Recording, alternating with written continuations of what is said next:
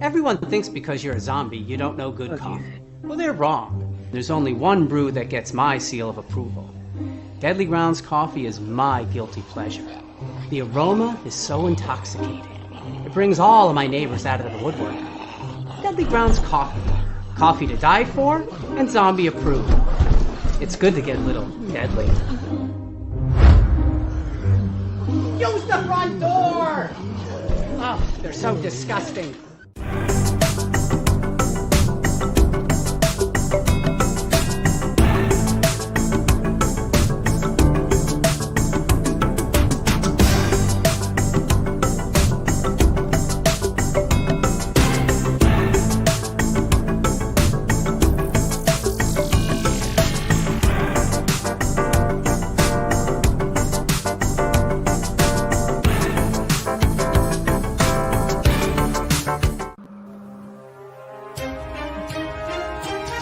The Dorkening and all affiliated shows are not intended for anyone under the age of 18. The following may contain discussions or scenes that have adult situations, graphic violence, nudity, strong sexual content, and graphic language. This show is intended for mature audiences only. Viewer discretion is advised. Ladies and gentlemen, the motion picture you're about to see contains scenes so terrifying, the public must be given grave warning.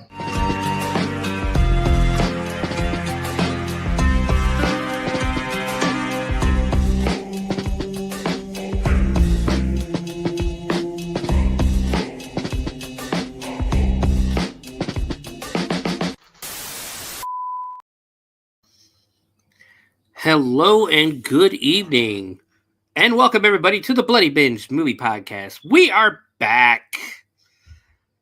I am your host, Sewer Dweller, and joining me as always, we have Friday. Hi guys, I'm happy to be back.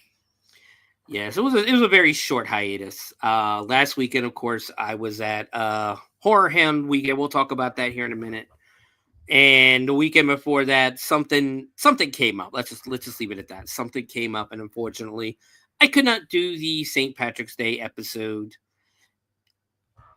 And I'm hoping that Jen did not watch that movie because that was a terrible movie.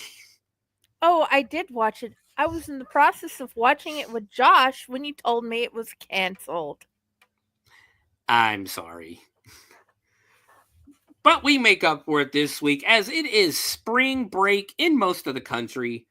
I know my kid's been on spring break since last week. My oldest actually doesn't get a spring break because of the school that he goes to. And I know the college kids have gone to spring break. I don't know if you guys been to spring break down there in Texas yet? Oh, we've already had ours. See. We didn't usually go on ours till the weekend. It was always the week of Easter. It would start the week of Easter and then go like 1 week or and stuff like that when I was in school. But we also started school a lot later than most of the country. We always started the day after Labor Day. Mm-hmm. And we went to school through almost like the middle of June. Okay. That somewhere around May-ish, we were being let out in Alabama and Tennessee. And I don't get the randomness of when they have spring break here. It all falls in different, because part of the state gets spring break different than the other parts of the state. So it's confusing. Yeah, we get that here too, where certain districts in the Dayton area will get spring break 1 week, and then like next week you're like, Mad River gets it now. And just it's kind of weird, you know. It's almost always the last week of March or the second to last week of March. But my oldest goes to CTC, which is like a technical school. So he actually doesn't get a spring break. But he's taking the weekend off. They're going to Louisville for the Mid-America Truck Show. Ooh. Yeah, it's something awesome. It's something they used to do with her dad when he was alive. He was into trucking and that. And the oldest is actually going to school to learn how to work on diesel engines and things like that. He is right now actually trying to get a job with Peterbilt. They just built a Peterbilt dealership up here. So he's trying to get a job with them to intern until he graduates in June, or May, rather. He graduates in May.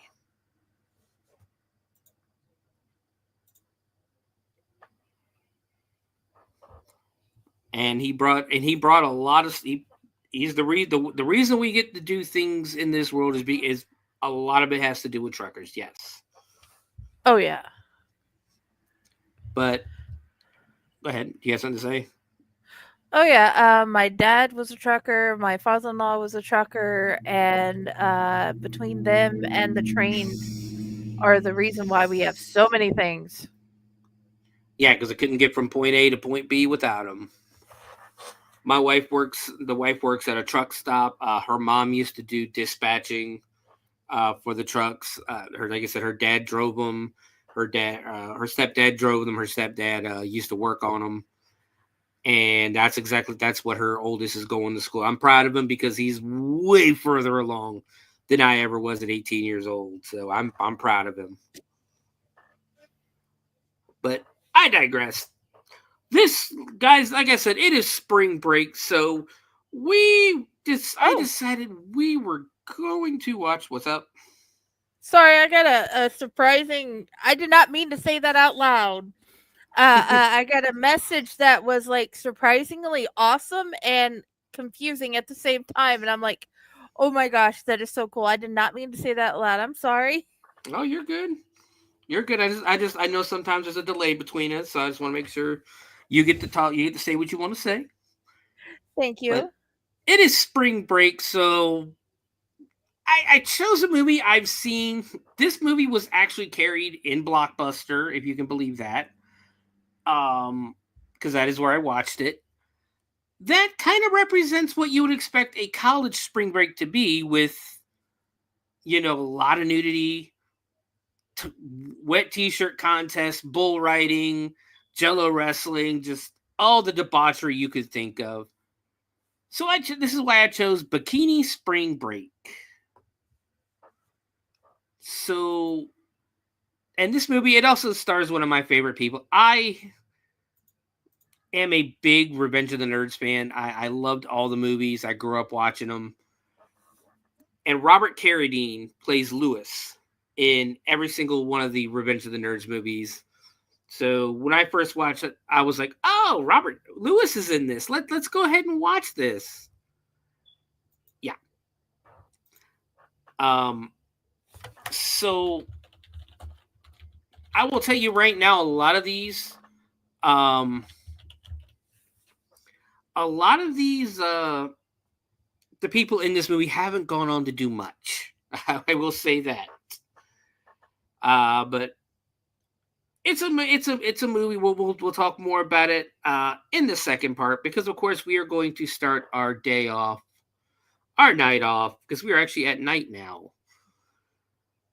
With a little bit of news. There is not much. I tried to look. Now I'm not gonna lie. I tried to look up the history of bikini movies, because they became really big in like the 80s and 90s. I think the 70s as well. But they went from being, and I think honestly since the 50s, because in the 50s they started out being, like Where the Boys Are, Gidget, things like that, innocent movies. By the time you get to the 70s and 80s, now it's the bikini movies are borderline softcore porn. And this one was kind of a throwback towards it. But there really is no history like on the internet about it. So we're gonna go ahead and move on to our first story in haunt industry news, and it's kind of a big one if you're a theme park fan, because the theme parks do haunted houses, of course. They do have Halloween events in that. And sometimes one company merging with another, or one company buying another, will affect that, depending on their, the new company's feelings on Halloween, haunted houses, and things like that. Even though the Halloween and the haunted houses at the theme parks are proven money makers. So last year, Six Flags and Cedar Fair joined forces, which is basically your two of your biggest theme park companies in the world almost.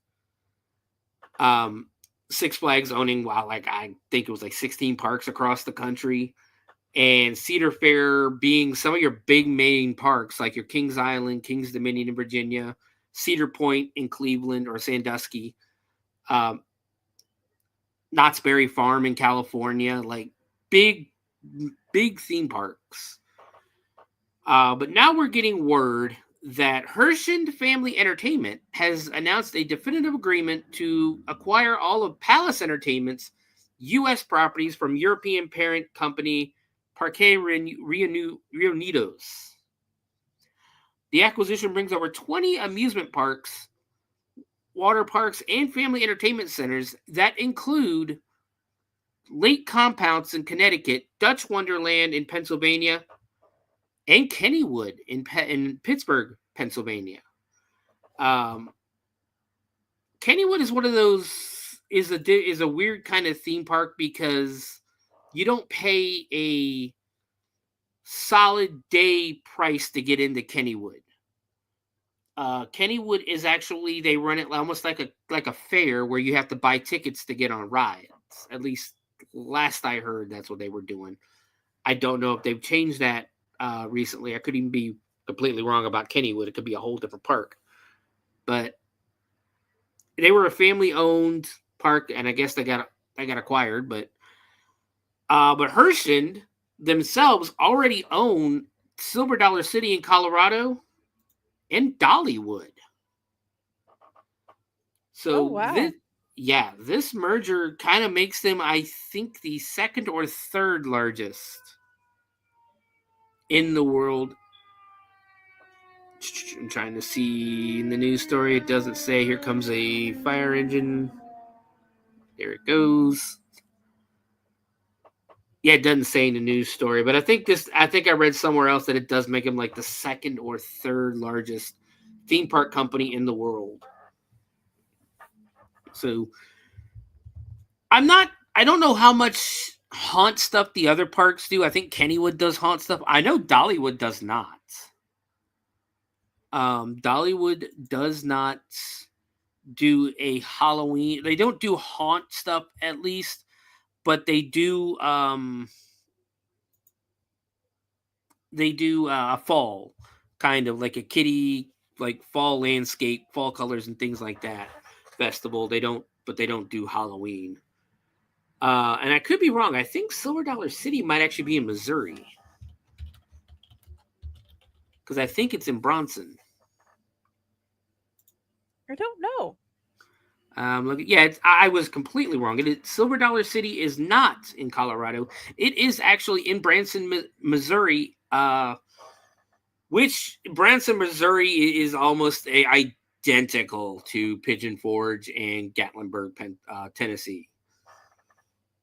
I've not been there, but I've seen pictures. I've seen videos. My cousin used to go there all the time, but I've never been. And it's almost exactly like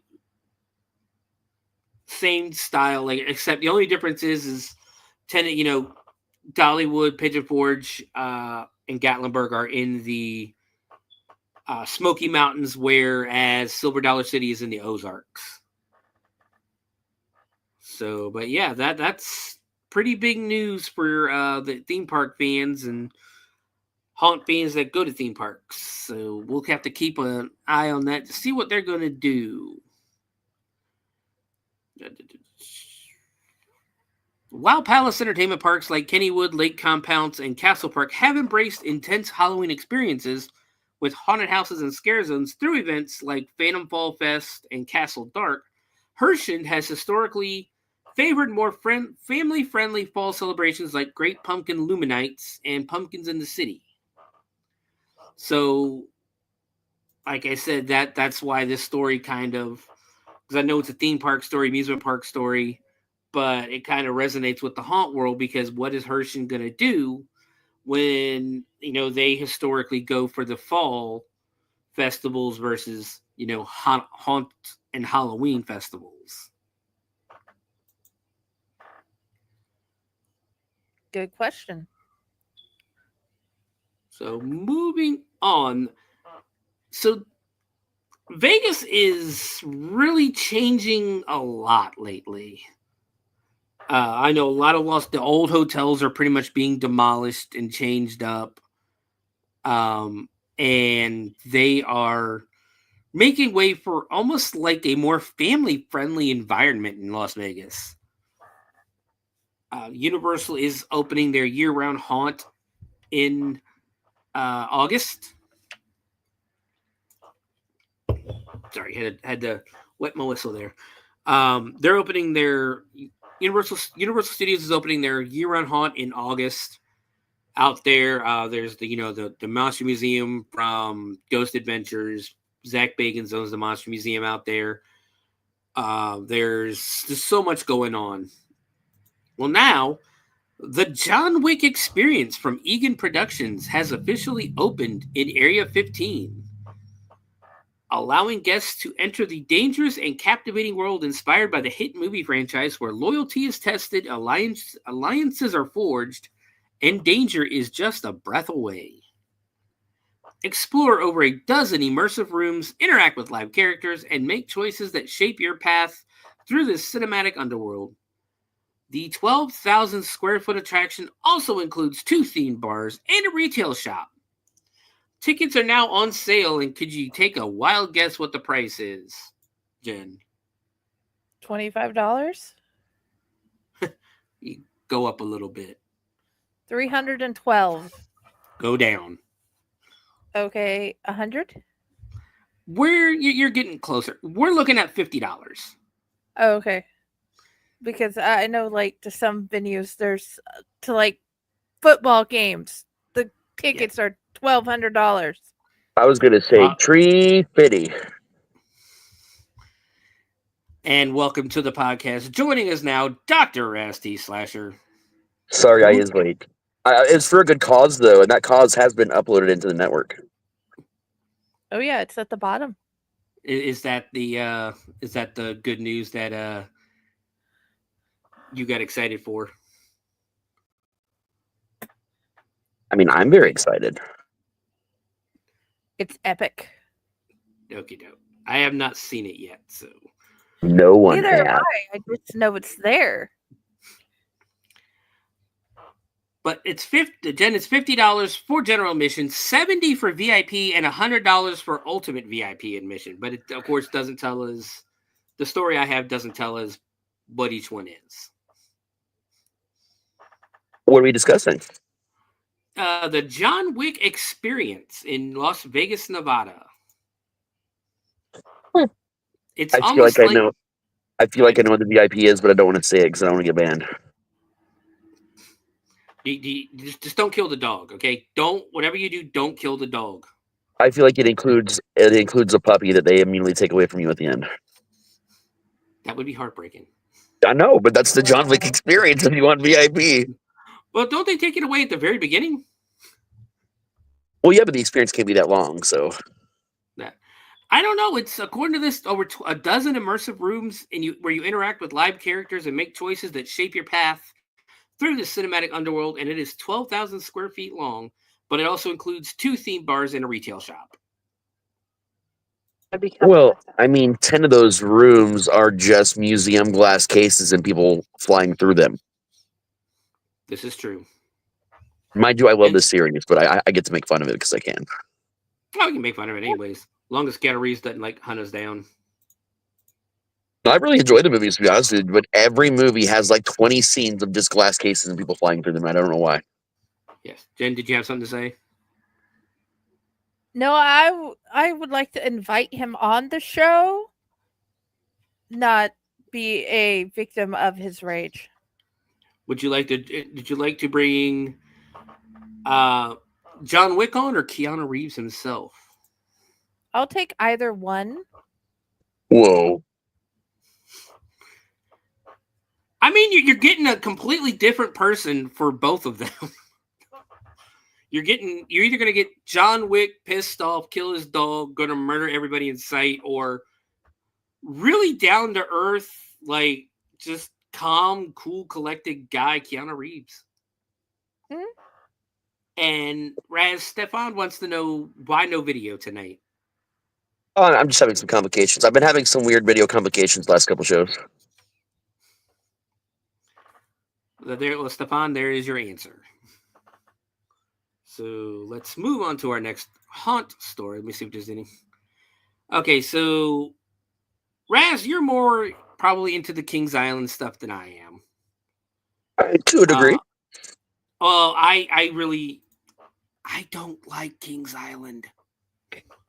Oh, I do. I love King. I like walking around and hanging out, and like, there's some rides I really like there. Plus, one of our very own Missy just got hired there. Ooh. Oh, she did. Wow. Yeah. I even know what ride she's working on, so I can go torment her. Epic. I can honestly say I love amusement parks. I love theme parks. I have never had a good experience at Kings Island. To be fair, you weren't around in its heyday, so you're not sticking around because of all the memories you've made there. Which is a lot of why we continue, at least me and Michelle continue to go very often. Because at one point in time, my friend, it was owned by Paramount. And we had Paramount themed rides. We had a museum right in the middle that had fucking Garf's car from Wayne's World that I would go and pray to every day. So this was a very magical park for a long time until Paramount pulled out and gutted it. We had the same thing at King's Dominion in Richmond. Yeah. Except we actually had the Hurler, the Wayne's World themed roller coaster. Oh, lucky. And we had the donut place. Oh, nice. See, ours was already before that they had to deal with Nickelodeon, and before that they had to deal with Hanna-Barbera. So when I was a kid, it was Hanna-Barbera Land, big like the whole kids area, which was like Hanna-Barbera themed. So it was so weird. Like I've seen every transition since 1985, 86. Mm-hmm. We had a Scooby-Doo ride, like the old Boo Blasters was a Scooby-Doo ride at King's Dominion. It's almost the same park because they were owned by the same company until last year when Six Flags bought everybody. But Kings Island scare actor Mike Rochester highlighted in news article. So I guess the Dayton Daily News did an article on this guy. I don't know if you know who Mike Rochester is or not. Yeah, I know who Mike is. I guess he's been working there for 20 years officially. Yep, he's been there a long ass time, man. And a recent article in the Dayton Daily News highlighted his career, in which includes playing various characters at both the Halloween Haunt and Winterfest. Most notably, since 2008, Rochester has served as The Undertaker, the host of Halloween Haunt. This role has led him to be featured in the event's promos and commercials, as well as receiving his own show to interact with guests on the night of the event. Rochester has a profound love for acting and truly loves his time with Kings Island. I had a moment of profound appreciation, said Rochester, referring to the recent finale of Halloween Haunt. Just profound emotional appreciation for the trust at the park and the company put into me to do what I've always wanted to do, which is entertain, but on a grand scale. Now it says finale there. Well, first of all, there's a finale every night. Well, yeah. Especially even during haunt season, they had their own like show finale. All the different the seasonal events have that. So they do a big finale at the end of every night. So I don't know if they're talking about the finale from last year or if they're talking about the finale coming up for this year that is still under wraps. I'm more concerned that they're not going to do Halloween Horror Nights anymore, which would be, I don't think that's a thing because of Six Flags owns it. They're probably one of the first ones to do the mainstream haunted houses at the theme parks. No, they're still doing it. It's still on their calendar and everything. Yeah, that's what that. See, the article I'm reading makes it sound like it's done, but I think I know better than that. Yeah, it's definitely still scheduled. I know they're expanding it because a lot of the ones that do it that were tied to the Six Flags parent company do things a little bit differently. So they may be calling it like shifting it to a different name or something at best. Probably Fright Fest. And then they're bringing in the Nobu passes and stuff. Yeah, fuck that. So Stefan, yes, the Hurler. It was a wooden roller coaster where it was almost like a racing roller coaster, but one side went forwards. I take it back. I don't even think it was it's been so long since I've been on it, but I don't think it was a racing coaster. I think it was a single coaster, but one of the trains went backwards. Nice. I know our racers used to be red side backwards, blue side forward back in the day. Yeah, no, this one was like, you'd have like 2 or 3 trains running regular and then one right in the middle of all of them that would run backwards. That's awesome. And like I said, it was Wayne's World themed. It was a whole Wayne's World area. Let's see, is there any more? I'm very jealous of that. Yeah, it was pretty cool. I didn't get to go to King's Dominion as often as I did Busch Gardens because when I was very young, we were there and there was like a giant fight, like about 20 guys beating the shit out of each other, and my mom refused to take it back. Now, you are also lucky enough to have missed the Smurfs ride, which we've discussed in other shows in the past, and I even played footage of it on one of our older shows, but it was the most terrifying dark ride of all time, but it was supposed to be happy because it was the Smurfs, but they were all made out of wood, and it was painted weird, and it was terrifying. Yeah, that would scare the shit out of me. I still have nightmares. I remember a Yogi Bear ride at ours because I was big in the Yogi Bear and Boo Boo growing up. Like I was a Hanna-Barbera kid, even though my He-Man, my Transformers, and that I was 100% a Hanna-Barbera kid growing up. Dude, if anyone ever tells me that Wacky Races isn't the best cartoon ever invented, I will smack them. Wacky Races is pretty. I think I have that. I think I have the whole series on DVD. Honestly, it's the best ever. But I think, let's see, we have East Coast Haunters coming up in Philadelphia, Pennsylvania next month. There's really no news coming out about that right now. Tickets are still on sale. I think it's like $50 for Saturday or $65 for the whole weekend. Sorry, I'm going through my stories here and really nothing. Yeah, that's probably going to do it for the haunt industry portion of our show. But of course, I guess we could talk really quick about Hell's Dungeon being open on the 18th and 19th of April. I'm 6 months ahead. Yeah. We have a video to mention that a little bit, I believe. I have not seen the video yet. No one has. Well, I take that back. The small group of people who made it together, and then Fred saw it. That's it so far. And he just approved it officially. So it's on the website. Is it on the website yet? No, it's you can play it right here from StreamYard. All right. Do you want to do that? Can you do that real quick, or I can't because I'm not allowed. Yeah. Definitely, she can. Let's say Jen probably knows.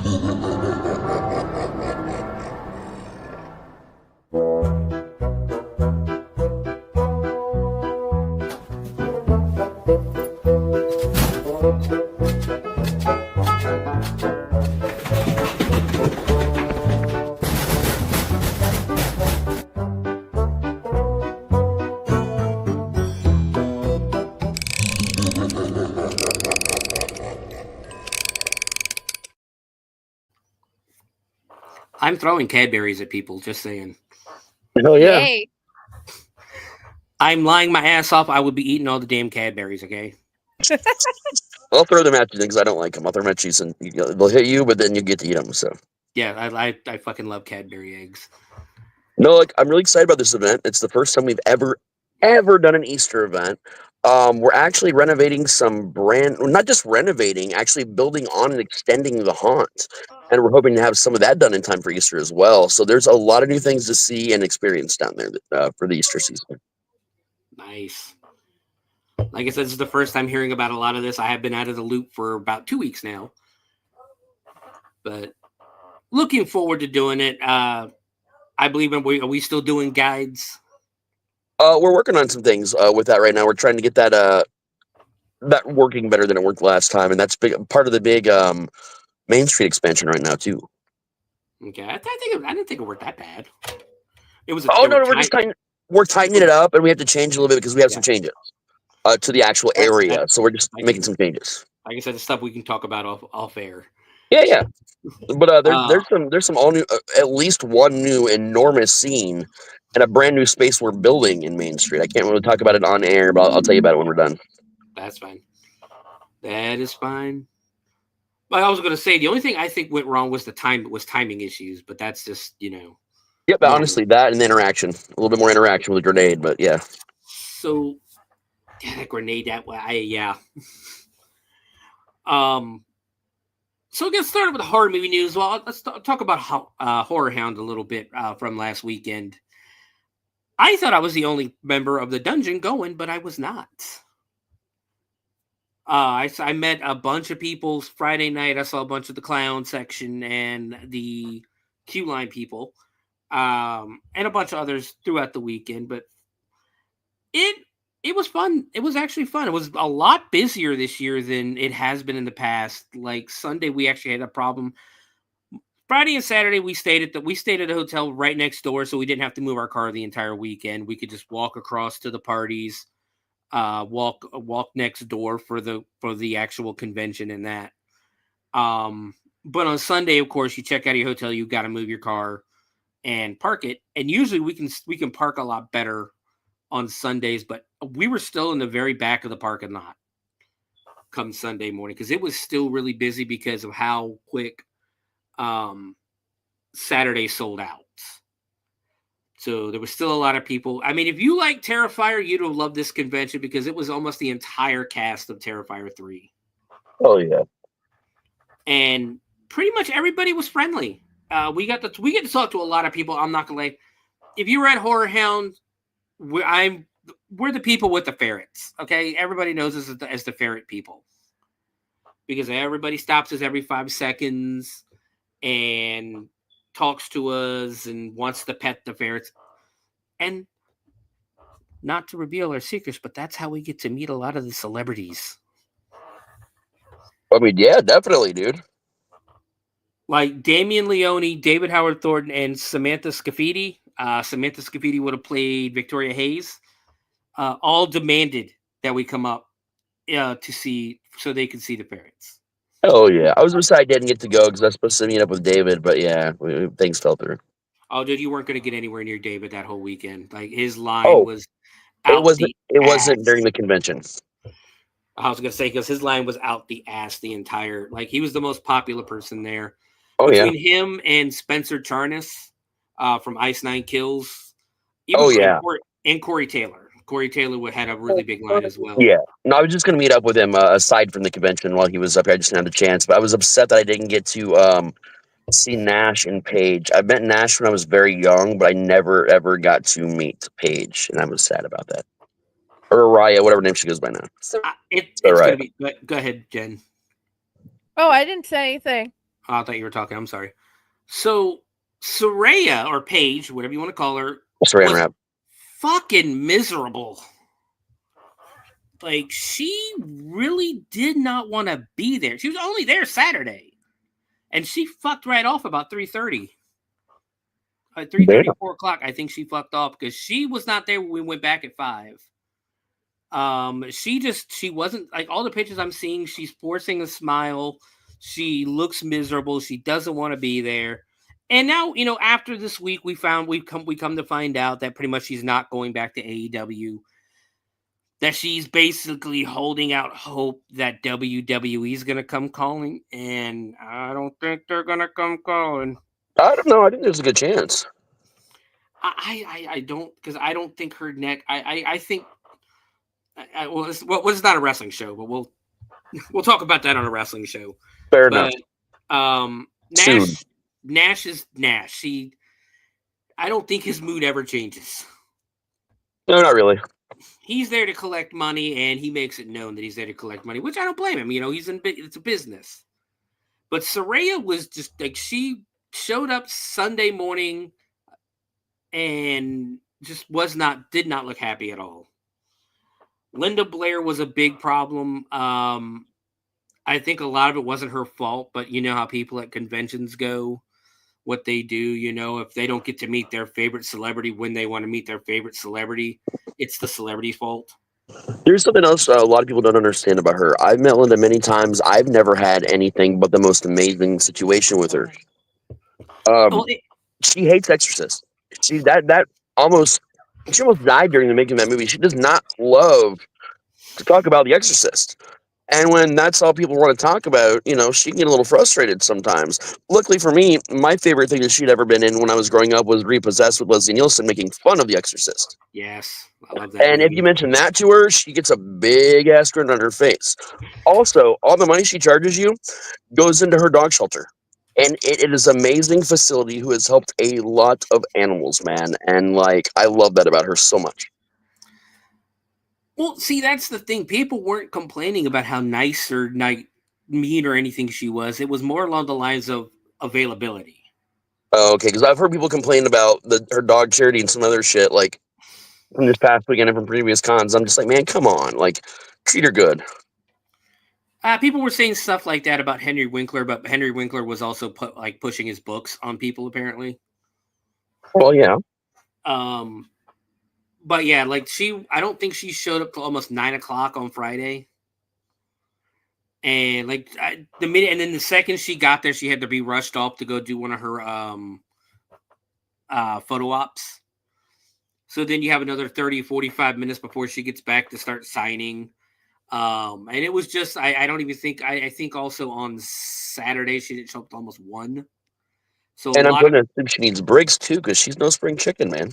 No, and then that's what I think a lot of people don't understand. Like people would always, a couple of years ago when Robert Englund was coming, people were complaining like, well, why is this line so low? Why is this line move so slow? It's like, because the dude's fucking 80. You glad you got to see him in a building like near you at all ever in your lifetime?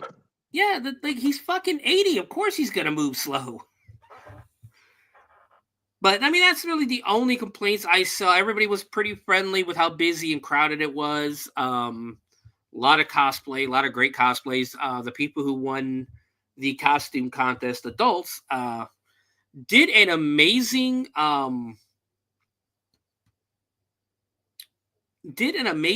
Dark Crystal characters, and it just looked awesome. And Jen, I just thought of something. You forgot to remind me again. Oh, well, I figured we were going to wait till Raz got here and do it. I don't think Raz knows what we do. Yeah, but I figured he has a whole lot that he watches and reads. He can tell us something amazing. So, yes. Let's do the thing. All right. Jen, what did you watch or read this week?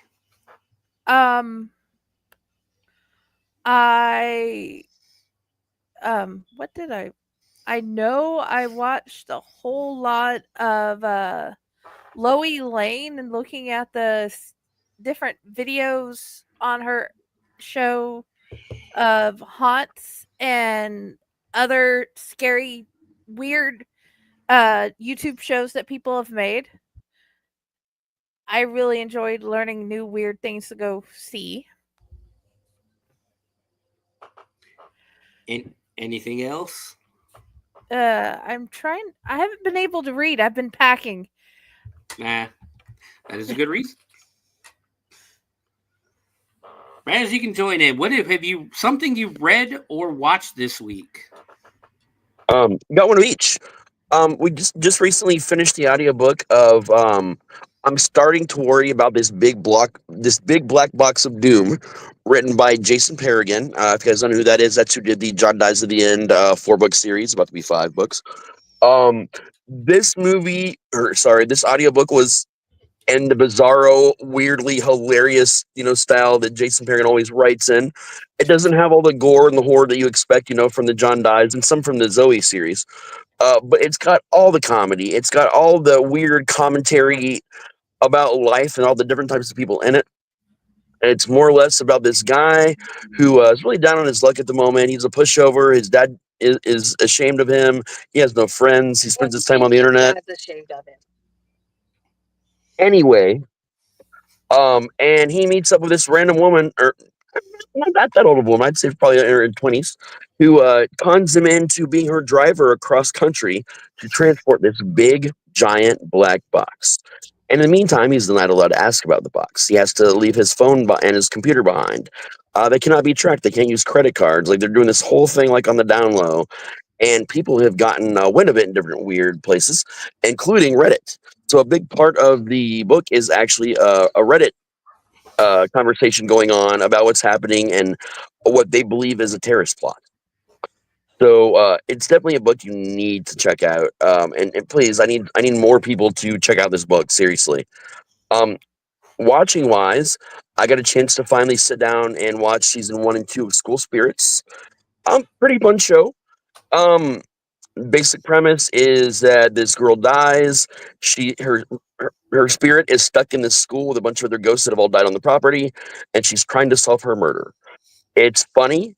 It's got a little bit of action in it. It's got a lot of like teen style drama, which you kind of expect with a show like this. But overall, the writing is fun. It's quirky. It's an amusing show. I really enjoyed it. And they just announced that season 3 is going to be filming shortly. Nice. Yay. So what I watched this week, I'm going to start off by saying I am really loving Monday Night Raw being in the afternoons. It is so refreshing to finish watching Raw at like 5:30, being able to go do stuff, cook dinner, and then sit down for a movie on Monday nights while Jennifer is at work. Because this week I watched Graveyard Shark on Tubi. And it might be next year. It'll have to be next year because I do have a rule on the show that I try to do movies that have been out for a minimum of 2 years to give people the chance to watch them before I completely ruin it by, spoiling the entire fucking movie. So it will probably be on the show next year because I enjoyed it. It was fun. It's definitely not, the greatest acting, the best plot and everything like that, but it's got a lot of fun. It's got a nice, good funny stuff to it. The costume, it's terrible. But it's definitely something that I think people should check out, especially if you like this show. It's something you go watch. Basically, it's about it's kind of like I'm trying to think the best way to put it without ruining the story. This girl and her friend they do a cryptid show, like a YouTube channel, and they go. Basically, they're about to be, I guess, cut off or about to shut it down and that because, cryptid hunting is not free. And somebody comes or this lady comes and hires them to go looking for the graveyard shark, where it is this shark that haunts a graveyard. It is almost like a shark human hybrid that literally looks like a hammerhead shark straight out of the Street Sharks cartoon from the 90s. Just kind of obvious a guy in a rubber suit. And when they get there, the story of how it was created will literally have you laughing your ass off. So that is exactly what that's what I watched this week. So, moving with the horror movie news. And Raz, I'm pretty sure you've already heard this one. Everybody knows Crystal Lake. They're getting ready to start filming this Crystal Lake series for, I believe it's HBO Max. Indeed. Originally, it was supposed to be Paramount. Is it HBO Max now? I'm trying to look here. It doesn't really say. There's been so much shit going on with this that apparently Peacock now. Oh, it was Peacock. Yeah, it was Peacock the whole time. Yeah. Yeah, sorry, it was Peacock. Nah, that's my bad too because I said HBO Max. But so I it started with a P. We have our Pamela Voorhees. Did you hear about this one yet, Raz? I have. So, Jen, have you heard about this one? I'm not sure. Do you know anything about the TV series that they're coming out with? No. So they're making a Crystal Lake TV series, A24 is. And there's been a lot of stuff going on where they've already had to fire the first show head. I think they fired the director, fired producers. So many people have been fired, and they're rebuilding the cast in that. Well, this week we have our Pamela Voorhees, and it will be Linda Cardellini, most well known for playing, of course, Velma in the live-action Shaggy or Scooby-Doo movies, as well as Grandma's Boy. I can't remember her name in Grandma's Boy, but she plays Veronica, I think was her name. Yeah, Veronica, the love interest. Yeah, the love interest in Grandma. I got such a huge crush on her as Veronica in Grandma's Boy. But she's been in a bunch of other things. I think she'll do good. She's definitely a good actor, good actress. And I think she can pull. I think she'll pull it off. Oh yeah, considering we're supposed to have a younger Pamela Voorhees. Yeah, so she has signed on according to Deadline. Betsy Palmer, of course, played Mrs. Voorhees, but just like as Raz said about Linda Blair a little bit ago, Betsy Palmer really didn't like you bringing up Pamela Voorhees to her because she's like a renowned Broadway actress. Because I don't even think she was in anything else in any other movies or anything except Friday the 13th as Pamela, because she focused her entire career on being a renowned Broadway actress. And she's a hell of an actress too. Oh yeah, but if you see her at a convention, which she did do horror conventions, that's the weird fucking thing. And she would just get mad if you brought up Pamela Voorhees. It's like, well, lady, you're at a horror movie convention. Most of these people probably don't know what else you've been in. Yeah. So, Raz, you have haunted house stories? Yeah, always. Would you like to tell one? I worked at I'd say about a third of the haunts I've worked at have had actual hauntings in them. Okay, I go ahead. Oh, go ahead. No, I wasn't going to say, this is for those wondering. We are going to do an episode of Shivers as soon as I can get a bunch of people. As soon as I get a bunch more stories in of haunters that have had haunted experiences literally at the haunts that they've worked at. But go ahead, Raz. Well, no, I mean, I was just saying, when you do that episode, I definitely have a bunch that I can tell you from, not even just the haunt we work at now, but other haunts too. Okay, I'm sorry. The way it looked in the private chat was that you wanted to tell one. I'm sorry.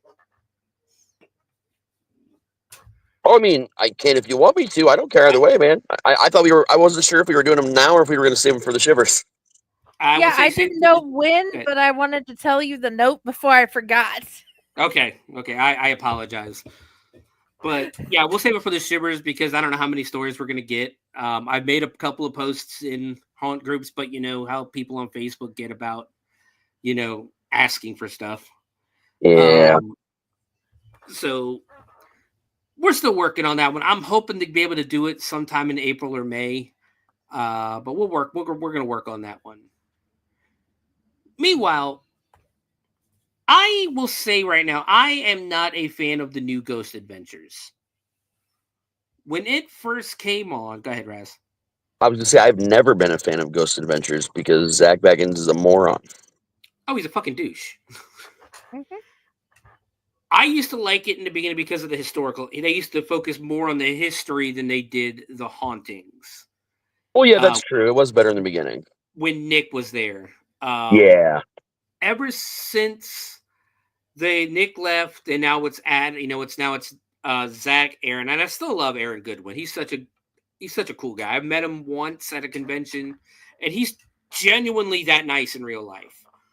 I remember they did an episode. I think it was back in season 1 or 2, back before Aaron lost all the weight. And the three of them were doing the lock-in, and they had to put the baby powder all over the floor to see if the ghost would walk over it. And supposedly the ghost did, and Aaron believed it so much. You could tell he believed that it really happened because he screamed and ran and tried to get the fuck out. It was hilarious. I still remember the episode where Aaron is sitting up in the attic. I think it's one of the first episodes.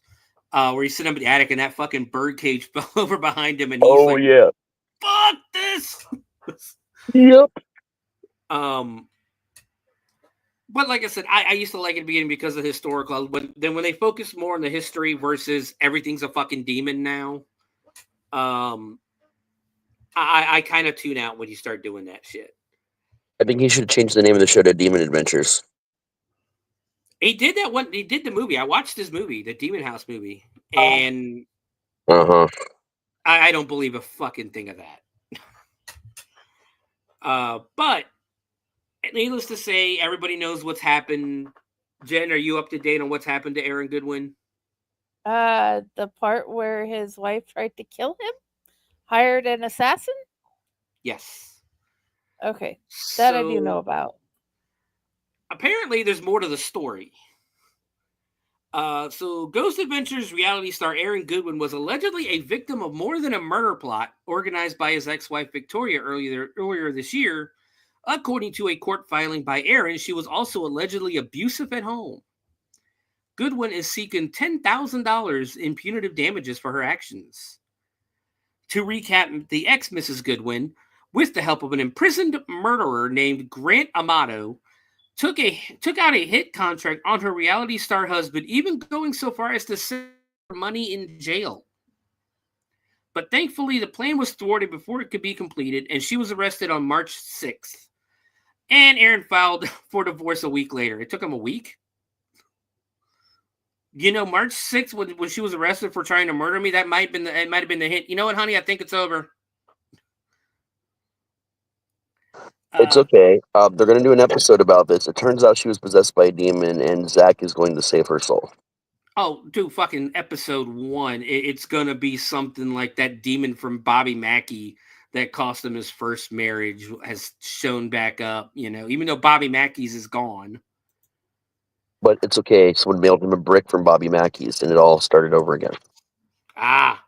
He went to the damn well, didn't he? Yep. So U.S. Magazine exclusively obtained Aaron's complaint filed to the court this week, in which he claims Victoria was psychologically abusive. Victoria's conduct was extreme or outrageous, with either the intention of or reckless disregard for causing emotional distress to Aaron, the filing reads. He suffered severe or extreme emotional distress as the actual or proximate result of her conduct. Furthermore, we don't fully understand the legal speak here. Victoria was a controlling woman. She intended to confine him within boundaries of her choosing. That would be kidnapping.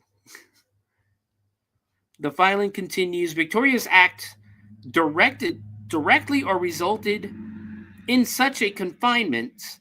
Aaron was conscious to the confinement or was harmed by it. So yeah, like I think there's going to be a lot more coming out about this story. Needless to say, this woman's not right in the head. Right. And, jokes aside, though, I do feel really bad for him. Anyone that would have to go through something like this. Oh, yeah, and it happens so often, but usually it's a cop that they go to. So it's funny you say that. I knew a boy growing up. I'm not going to say names or anything. It's a very famous case around here. I'm not trying to do it to, get attention. I'll just say I went to school with him. His mom and dad, at different times, both won the fucking lottery, and they were together at the time. But after the first lottery came along, they pretty much wasted the money. Like, they took a one lump sum, they pretty much wasted it. The second time, they took the payments. And how the same couple even won the lottery twice it's insane. The same time they went for the lump sum payments. They got back from being behind on all their bills and shit from their stupid wastefulness, and then they both hired someone to kill the other. Turns out they hired the same guy, and it turned out that guy was a cop. Yeah, it's almost always a cop, guys. Don't hire anybody to kill your spouse, because 99.999% of the time, it's a cop. Yep. And don't send large amounts of money to a prison. Just also saying. Yeah, that might send a red flag. So speaking of Ghost Adventures, season 28 will be premiering April 16th on the Discovery Channel. Zach Bagans, 47. This motherfucker's the same age as me. 47 and his crew are back to confront spirits in the 28th season. Although this season looks like I'm reading this word for word from the article, okay? This is not me saying this. Because I'm going to tell you right now, I do think Zach Bagans is a douche. Although this season looks like all the histrionics are back with the hunters freaking out over the slightest EMF reading or photo anomaly, it's the behind-the-scenes drama that has us intrigued. First, there's Bagans himself, who in 2023 was accused by both former employees and clients of using gangster techniques to shut down his competitors. For those who haven't seen that, Nick did accuse him of doing shit like that. Then there's teammate Erin Goodwin, whose now ex-wife is being questioned for taking A's, not being questioned. She's in jail. So despite these developments, the show must go on, and this season the crew is investigating many locations, including the Poltergeist House in Simi Valley, California, as well as going back to the Winchester Mystery House to conduct the seance in hopes of communicating with, do we have any guesses who they want to communicate with at the Mystery House? A demon. No. I mean, he might be. Mama Winchester? Dean Winchester. Magician Harry Houdini. I don't know what Harry Houdini has to do with the Winchester Mystery House. So Houdini was said to have spent an enormous amount of time there, but what I would think is if he wanted to do a seance for Houdini, he'd rent out the Houdini Mansion, which is rentable, by the way. I know this because even Marilyn Manson rented it out once to do an album. So, like, I'm not sure where he's... I don't know what the point of this is. Just an excuse to go back to the Mystery House. I don't think there's anything at the Mystery House, personally. But you never know, you know. Another location they're going back to visit to Zach's museum in Las Vegas, where he claims a newly acquired object once owned by a serial killer is creating mayhem within the building, which I'm going to call bullshit on. So I guess that's something to look forward to, right? And there's not been anything at the Poltergeist House in all of eternity. It was literally a brand new subdivision. Yeah, it was a brand new subdivision they made that just happened to be built over an actual real graveyard. There's nothing there. He'll find a demon, don't worry. Oh, he will. So one of the cool things, though, coming... do you follow anything on Scarefest, Raz? Down in Louisville? It's funny because Michelle was just showing me an advertisement for them just a second ago. And will it be... would it happen to be that the fact that the Warrens' son-in-law is bringing Annabelle, the actual Annabelle doll, to the convention? Apparently it's the entire museum. Yes, because he's a fucking idiot. Well, he has a title. You know he was going to sell Annabelle to Zach, right? Oh, yeah, no, 100%. He was at least smart enough to back out of that. Yes. Yeah, him and Zach do not like each other. For many good reasons. I don't like him. I don't like the guy, but that's just me, though. I don't, you know, I think he's a scam artist. I think the Warrens are scam artists, personally. At least Ed Warren, I think, was a scam artist. But I know they brought us a lot of decent movies from their work. So, but that's gonna do it for the horror movie news. I want to do one weird. Well, I get maybe two.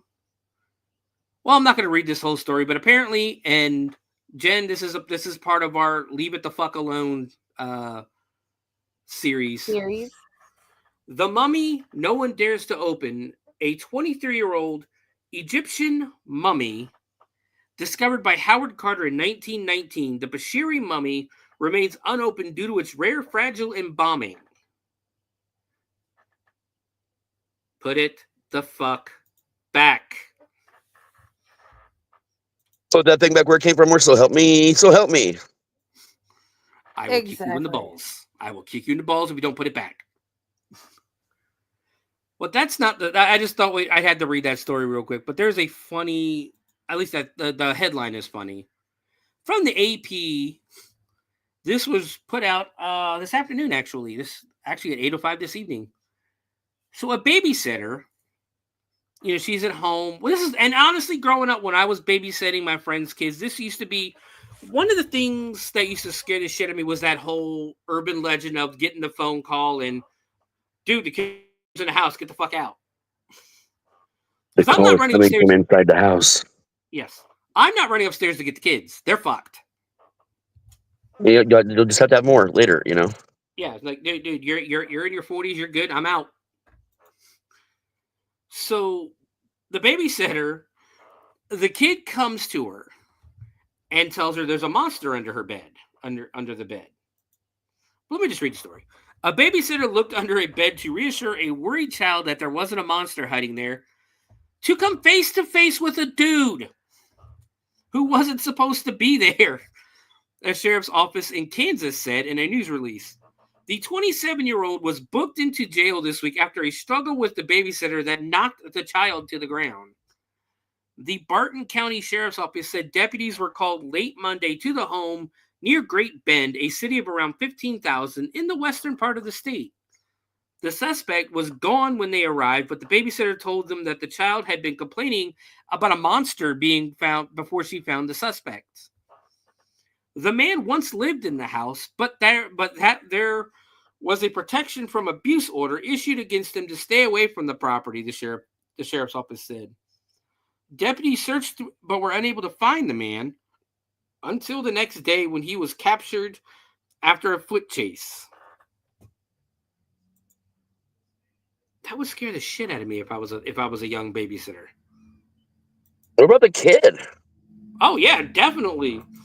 This is the one fucking time in history where there's actually a monster under the bed. I'm not gonna lie. Other than the abuse part and all the crazy shit, this feels like something that I might do to someone just to fuck with them. Yeah, as a prank, but he wouldn't do it to like a 6-year-old. No. At least 10 or 11, Yeah. But that's going to do it for the news this week. When we come back, we are going to get into Bikini Spring Break. See you in a couple of minutes.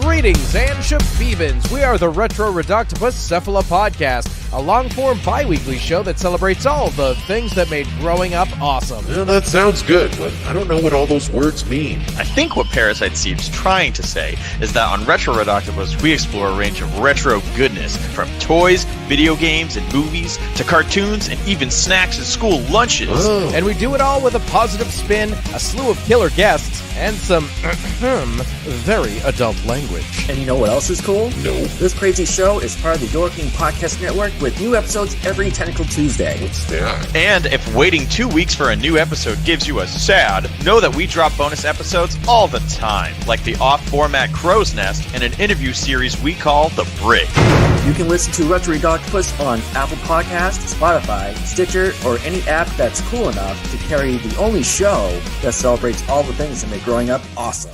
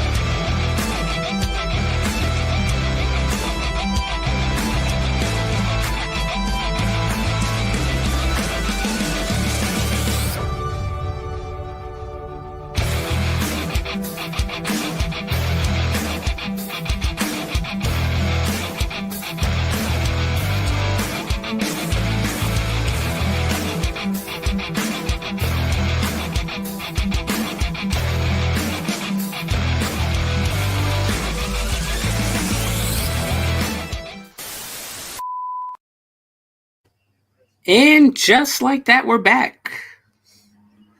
Welcome back to the Bloody Binge Movie Podcast. Once again, I am your host, Stuart Dweller, and joining me, as always, Friday.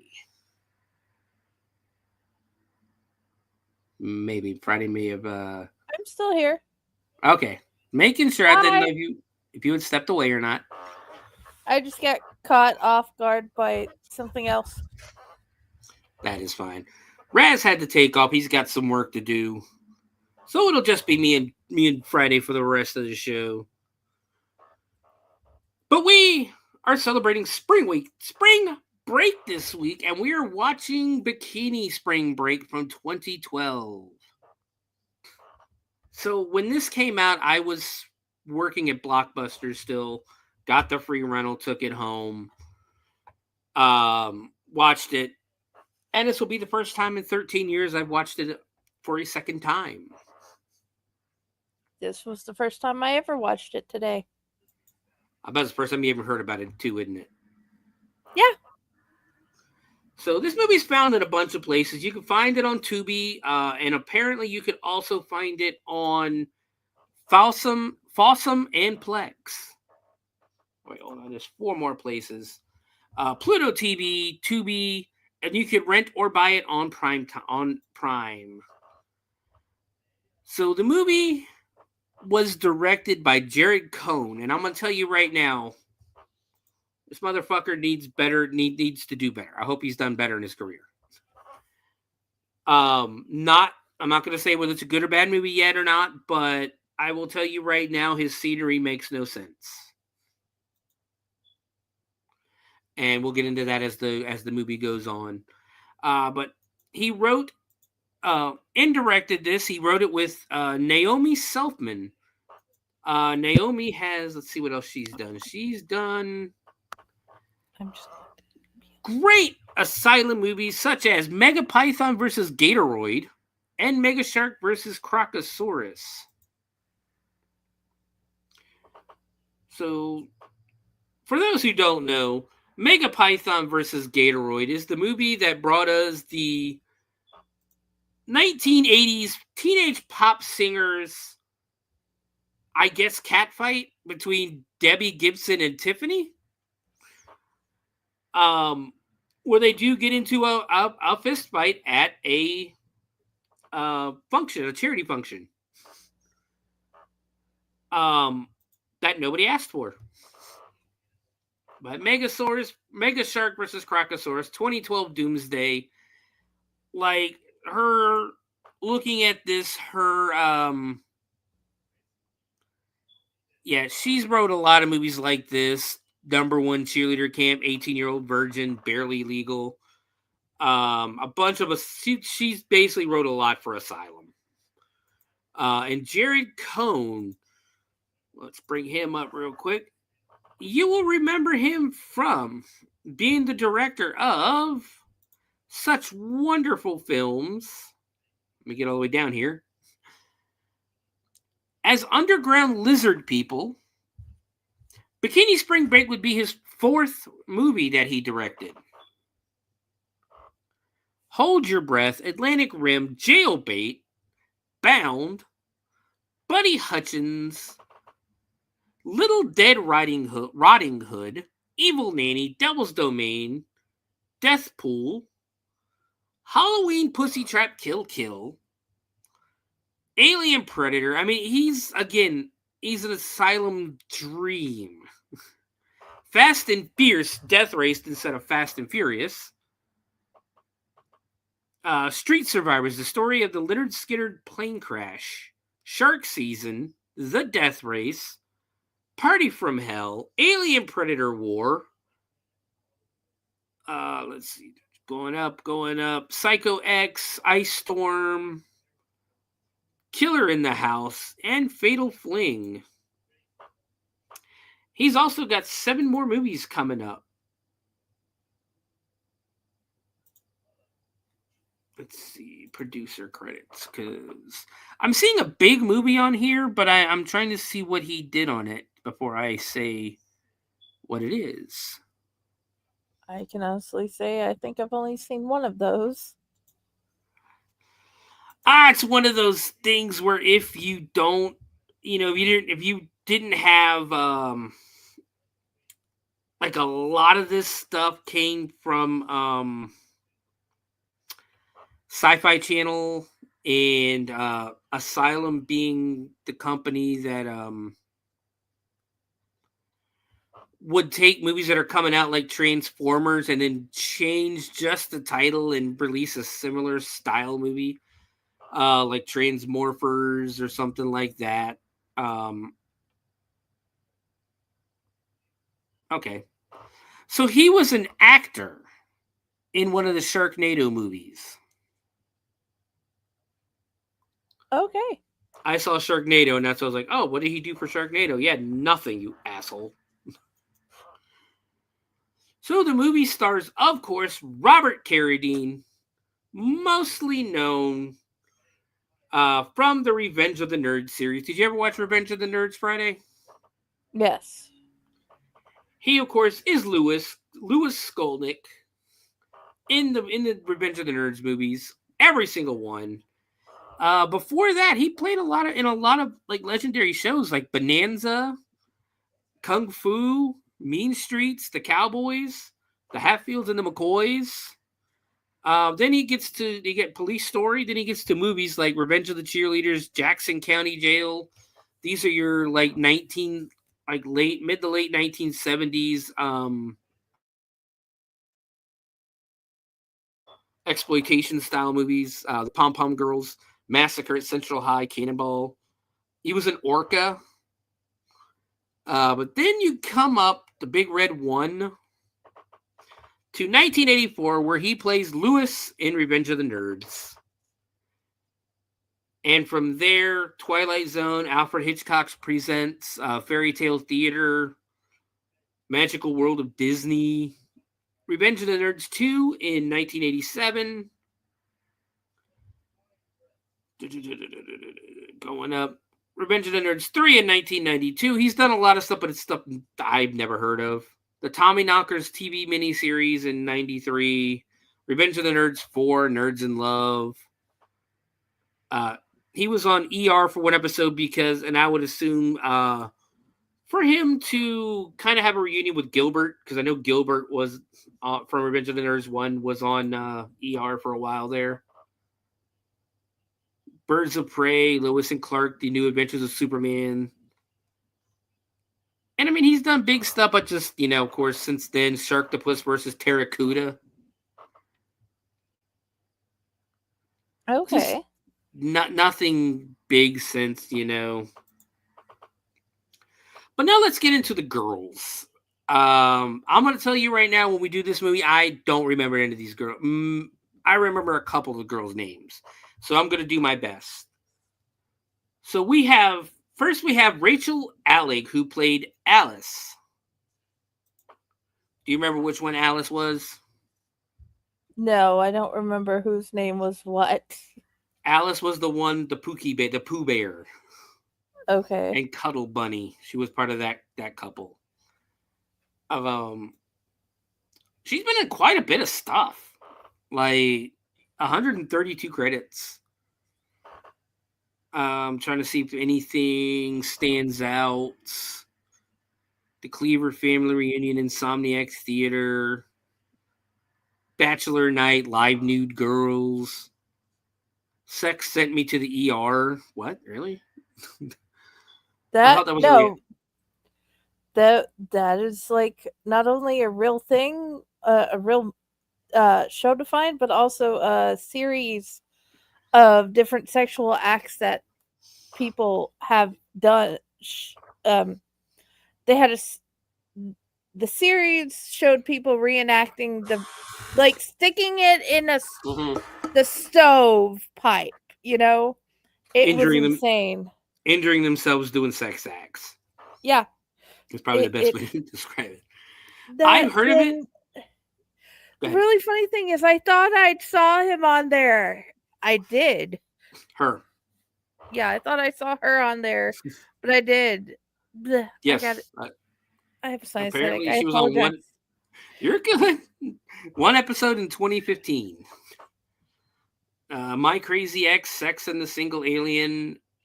Like, nothing major, but Lori Sheedy, Fuck You. Apparently that's a movie. Lori Sheedy, Fuck You. Natural Born Pranksters, The Cheerleader.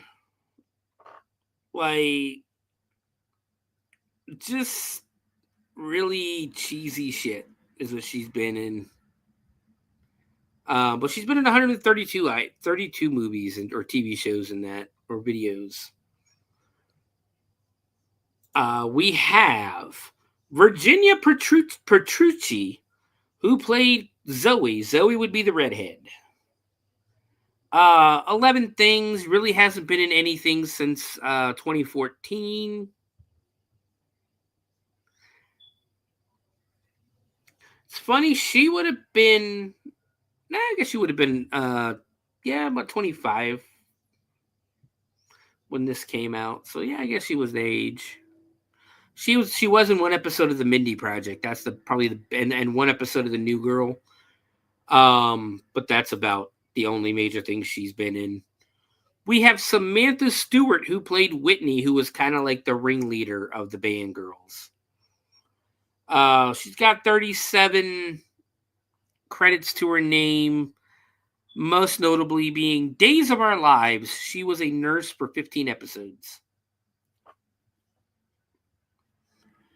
An episode of House, Bold and the Beautiful, one episode, General Hospital, one episode. Just like I said, a bunch of stuff that other people, the asylum stuff, Navy SEALs versus Demons.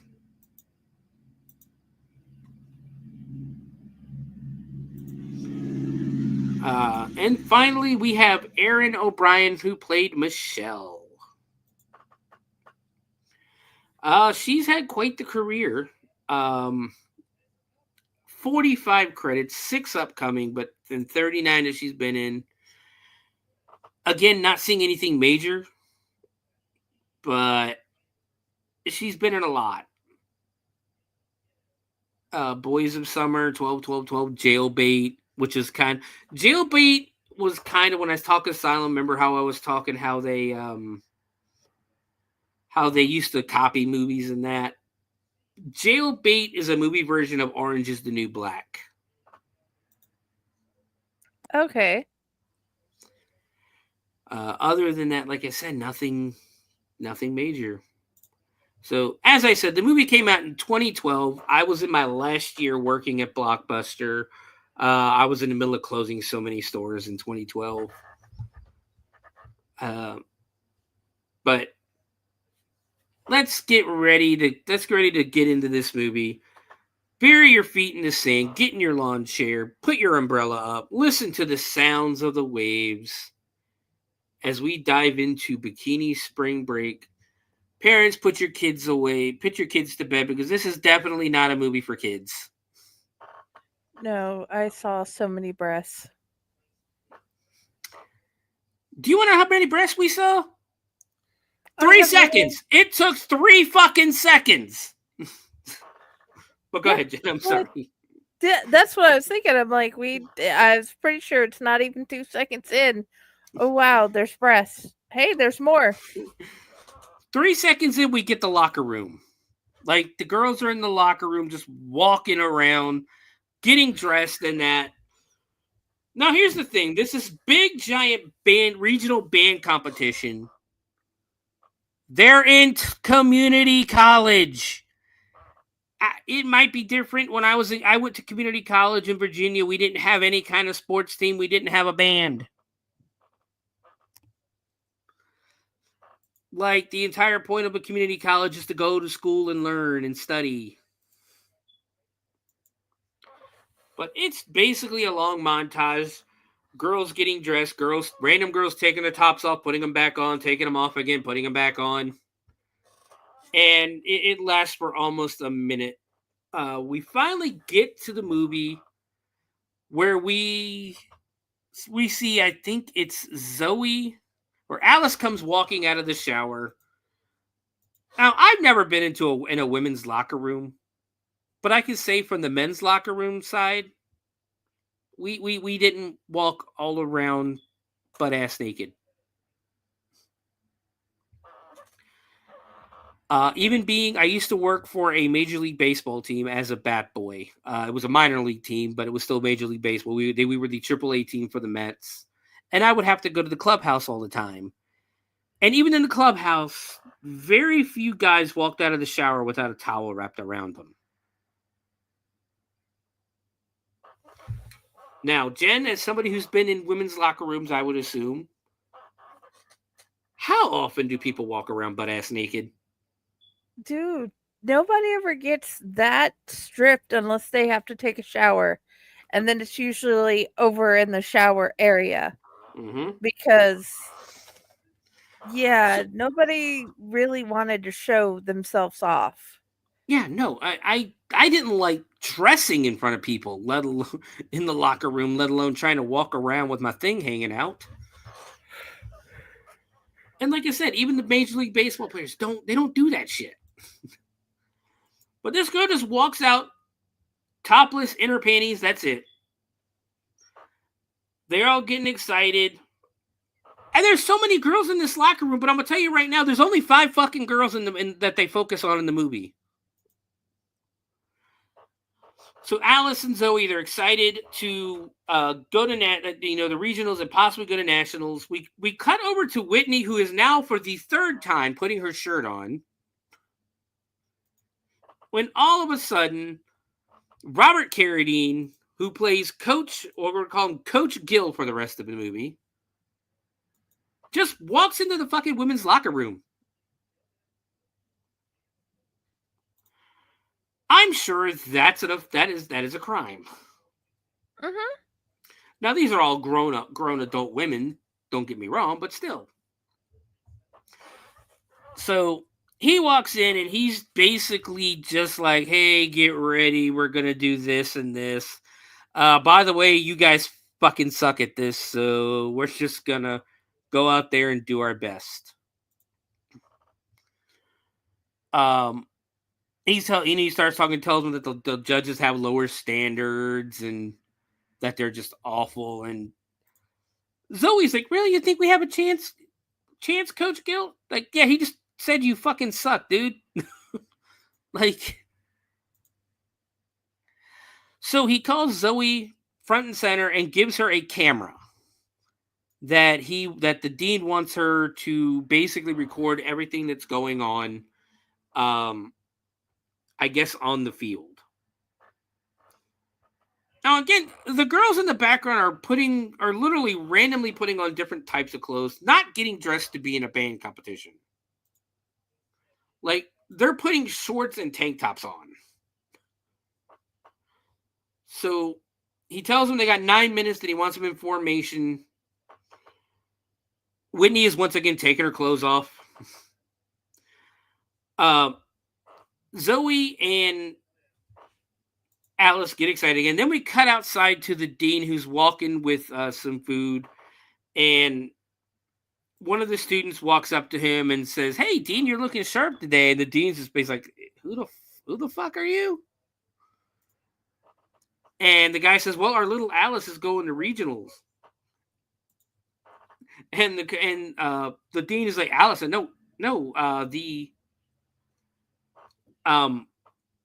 Alice. So basically, they go on about how, whether, he asks if she'll be safe. The guy asks the dean if she'll be safe in Florida. The dean's like, "Yeah, it'll be fine. Don't worry about it." He tells him, your girlfriend, all right, your girlfriend will be safe. So this is Alice's boyfriend. We then cut to the locker room again, or not really the locker room, actually to the fakest stadium I've ever seen in my life. Like, Jen, could you tell these people how fake this stadium looked? I could have swore they were anywhere else but where they were saying they were. Oh, dude, I don't think they got a permit for anything in this movie. No. I think they literally tried to film this as cheap as they could. So the dean tells the kid to fuck off. Next thing you know, the big screen in the stadium comes on. It's kind of obvious that it's been photoshopped in there. And there's Zoe in her bra, like filming, like basically looking in the camera, not realizing that it's on or that it's, live streaming to the audience. The audience gets excited and they start cheering. Alice thinks it's because that they're excited to see the band, which clearly they aren't. Alice comes into the picture now. The dean looks over and realizes that the camera's on in the girls' locker room, and he just yells, "Zoe!" and starts running. Now, Zoe takes her bra off, so in front of the entire school, there are her boobs. And now Alice takes her shirt off, and they start comparing their boobs and talking about it. Whitney tells them they need to get dressed. They need to stop taking clothes off and put them on, which then you need to yell at the entire fucking locker room because everybody keeps randomly taking stuff off and putting them back on. Like, everybody in the locker room is still wearing tank tops and jean shorts. Now, I do think this scene was funny with the dean knocking people out of the way, trying to get, to the locker room to turn the camera off. And it still made me laugh because there's clearly so many ways to go around these people. Oh, yeah. But he's knocking the food out of people's hands and knocking people over, and it's hilarious. Back into the locker room, Alice decides she needs to shave before they go out. And her and Zoe are still just talking to each other topless. Right in front of the camera where the whole school can see. And Alice is saying she's never been to Florida. She's never been out of the state. The girls get excited that they're going to Florida. They start jumping up and down. And the crowd literally starts chanting boobies. The dean is still fucking knocking people out of the way like a linebacker. Alice is jumping up and down in front of the camera.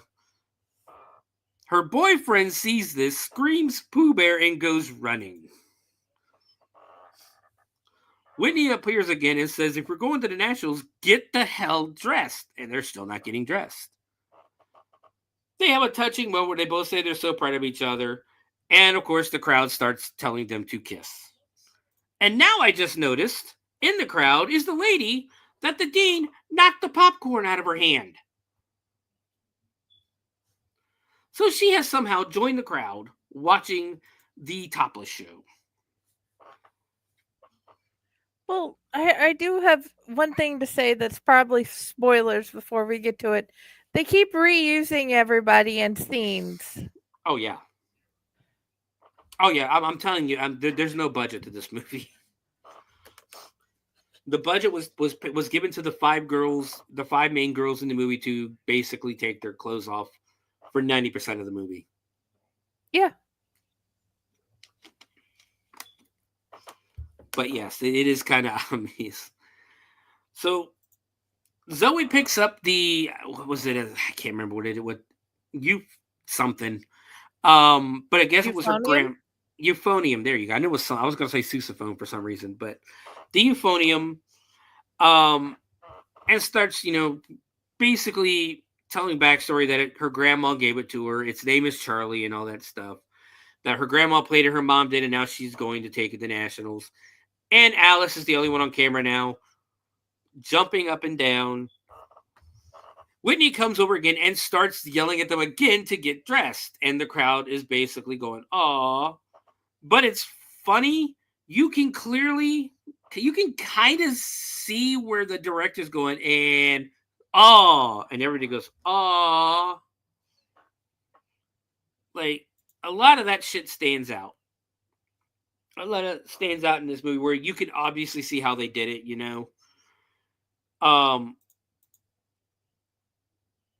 So Whitney's getting pissed, telling them to get dressed. The crowd's mad about it.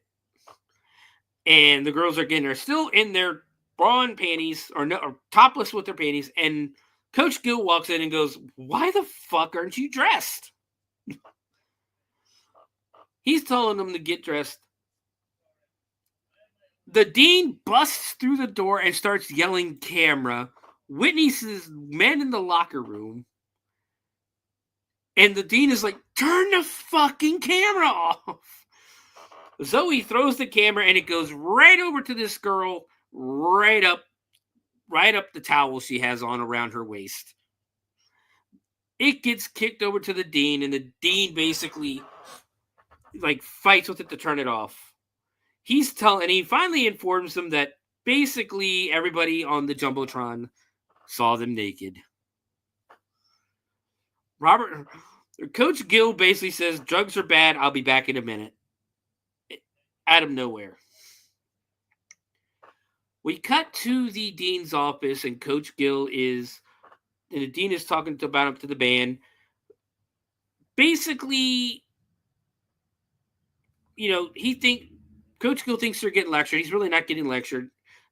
They're basically going to send the girls to finals anyways, to nationals. Robert Denny Jr., really?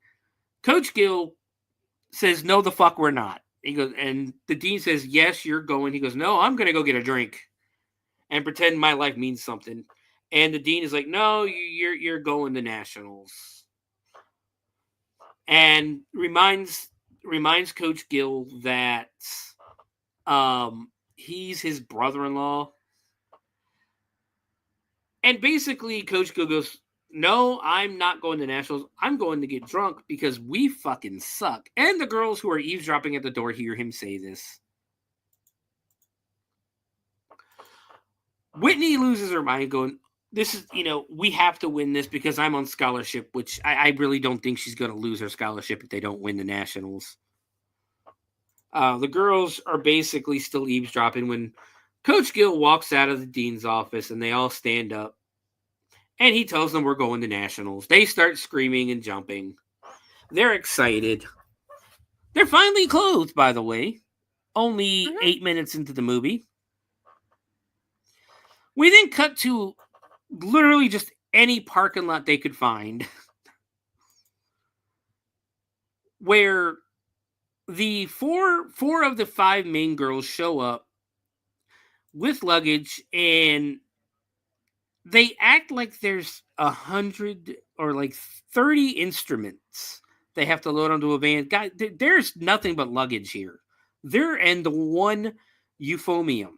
That's it. There are no instruments. So, but no, don't worry, they're hidden. They're invisible instruments that are going to be loaded on the bus to get you involved in the story.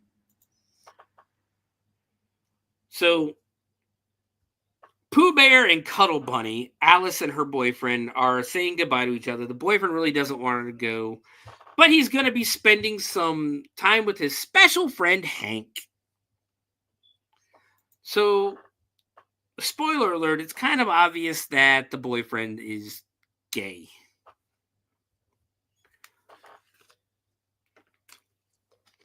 But he still really doesn't want her to go because bad things happen at spring break. And he offers to make a sex tape with her. And she's like, I don't want to make a sex tape. Do you want to make a sex tape? And he goes, no, I just thought you might want to. I don't want to because you're. And she just chimes in, because your dick is small. Wow. And it's like, just kick me in the nuts before you leave. And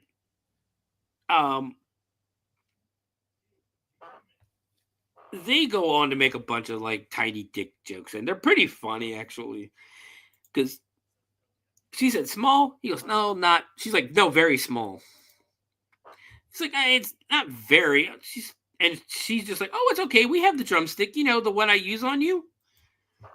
So apparently she's shoving the drumstick up his yeah. Wow. He smells, that one. She says, besides too big is, he says, "Hey, I compensate." She goes, no, not really. But that's okay.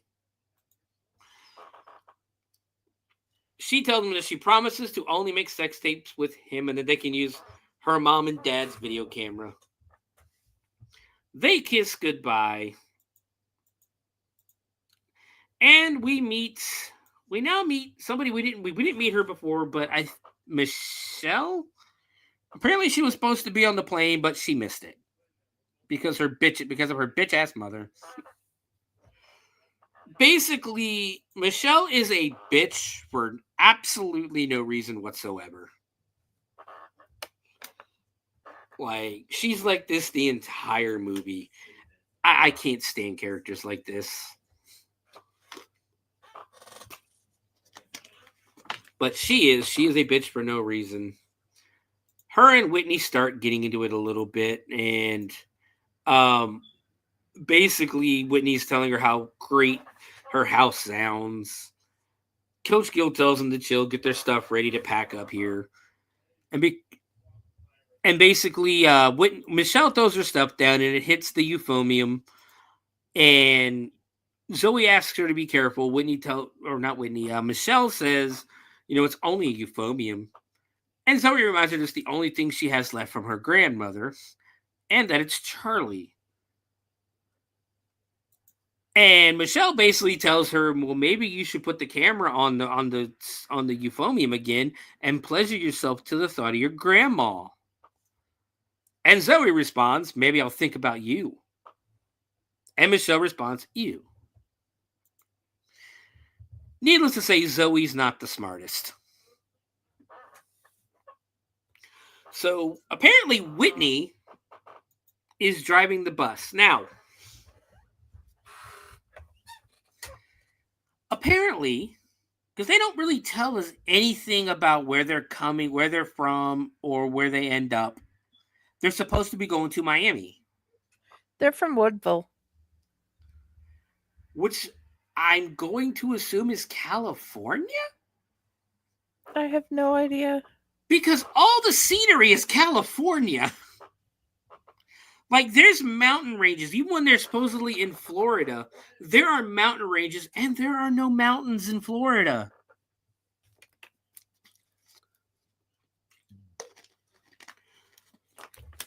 So, they're going to let this girl, this 24, I think she's 24, she says at one point in the movie, this 24-year-old girl, college student, drive a bus all the way across the country, and she's supposed to get there in 2 days. I have never driven across country, but I do know it takes more than 2 days. Hell, the Griswolds in National Lampoon's Vacation took a week to drive from Chicago to California. I know for a fact that it took a week to drive from like upstate Maine to where I was in Chattanooga, according to the person I was getting on the bus with. So, yeah. Yeah, so it's going to take a while. Let me remind you, they get a bus. There's only 5 of them. And apparently this bus only has, it's a short bus. Don't get me wrong, it's a small bus, but this bus only has 4 seats. Or 2 seats. Yeah. Pretty sure that bus should have at least 6.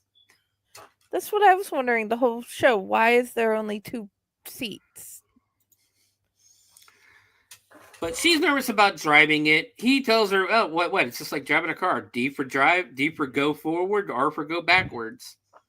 He tells her he has complete faith in her to make sure the instruments and everything get there. They get to be there in 2 days. And basically, Coach Gill ends up agreeing with Michelle that Zoe has an unnatural affection for her euphonium. The bus shows up, and Michelle just looks and goes, really? A short bus. Let's go, retards.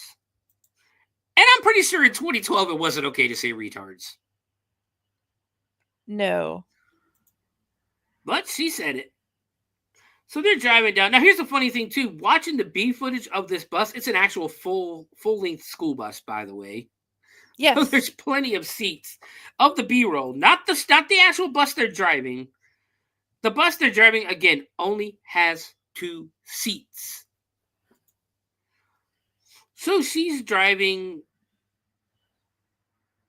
And basically, the girl, I don't know what this girl's name is. I'm trying to see. I got the thing up, but I don't think they ever say what this girl's name is. Michelle's the bitchy one. We have Whitney, Zoe, and Alice. Pamela's that other girl. Do you remember what this girl's name is? The one who gets sick. The one who gets sick here in a minute.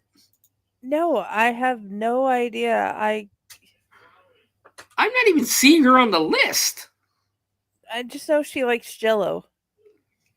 Well, we're gonna call her Jello Girl because I don't know her fucking name.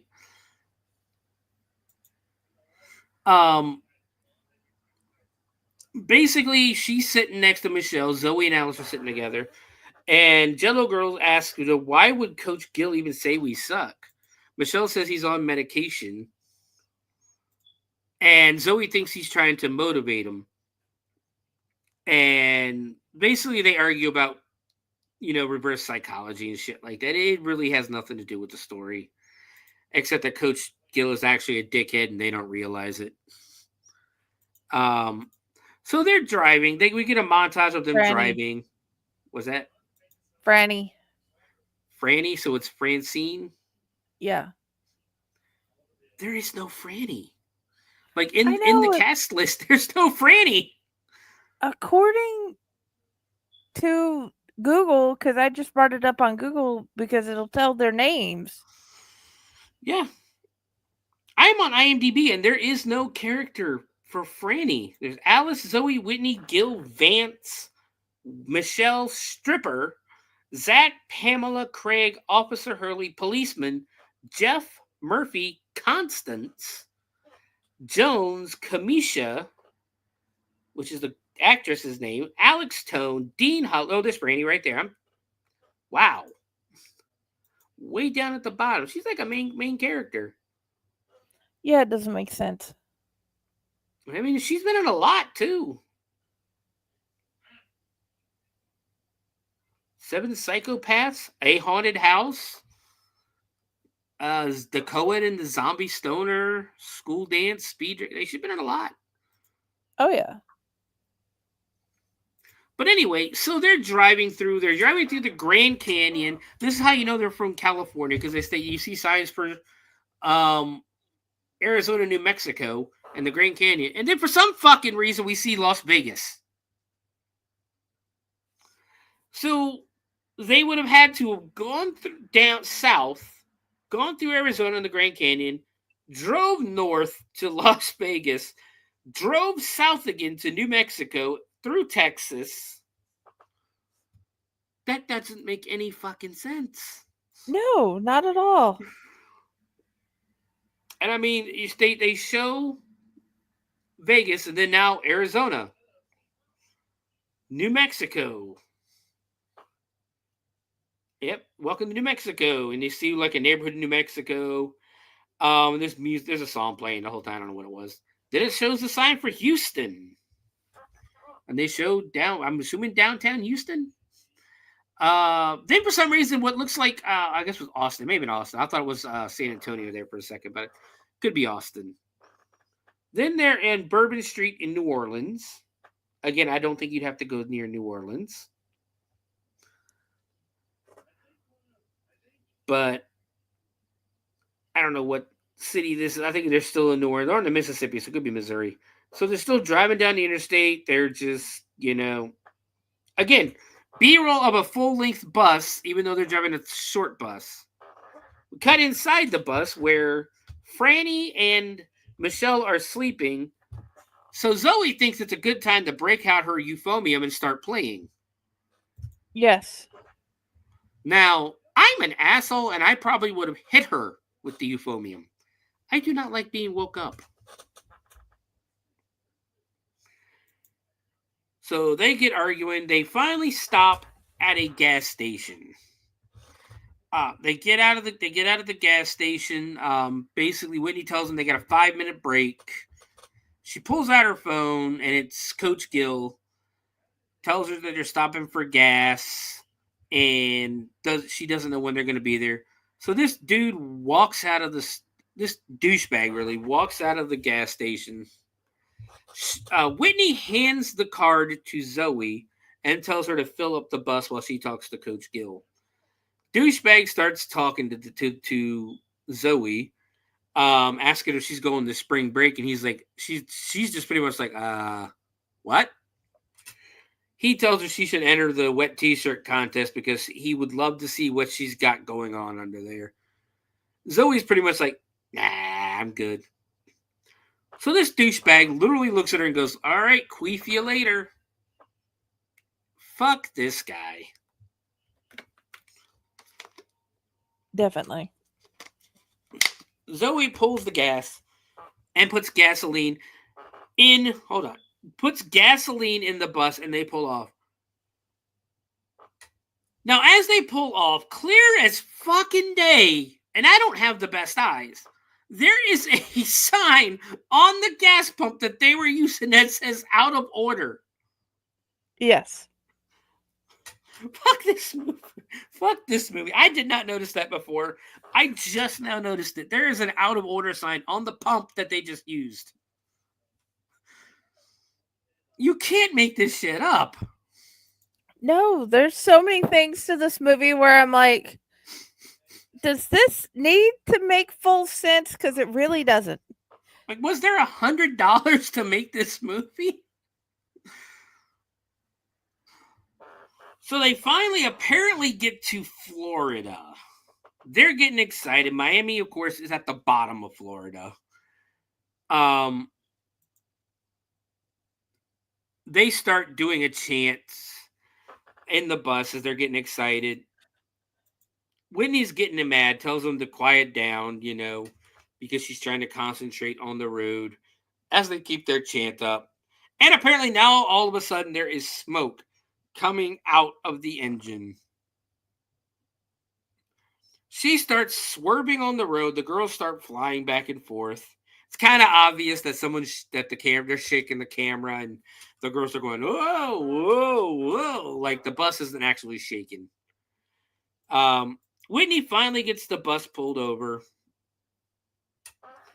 and they essentially get a mechanic, someone to look at it, and I guess the guy's not a mechanic, but the girls are ogling over the guy, like they're in love with this dude. In lust. Yeah, in lust, yes. Now, for no reason at all, Franny's sitting there like fanning herself as if she's hot. Again, they're from California. It's hot in California. They should be used to the Florida, weather. I don't know how humid it gets in California, but I know Florida gets very humid. But she's waving, she's fanning herself. Jen, you want to tell everybody what was wrong with the bus? The redhead put gasoline in the diesel engine. Zoe put gasoline in the diesel engine. Now, when she did this, it was dark outside. When they stop and are working on it, it's obviously evening the next night, right? Yes. If you put diesel in a gas engine, or if a gas in a diesel engine, you're not going to get 24 hours of use out of whatever it is. You're going to break down damn near immediately, because the filter system in the bus is designed to run on diesel, not gasoline. I'm not a mechanic, and I know this.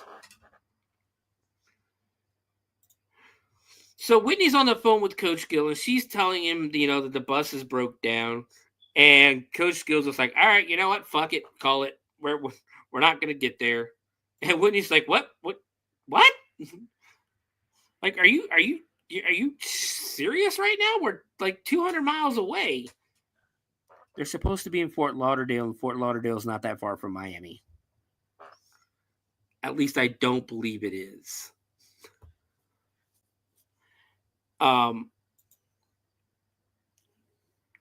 So Coach Gill is basically saying it's impossible. They're not going to make it. Whitney's like, no, we'll make it. Don't worry. We'll be there in like a day or so.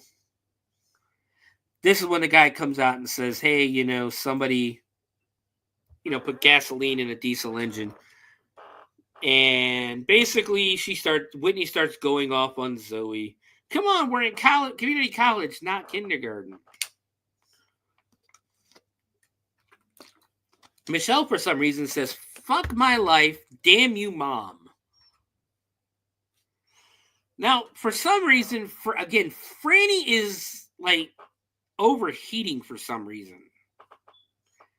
She's not doing anything, but I guess she gets heat exhaustion and falls over, and the guy looking at the bus.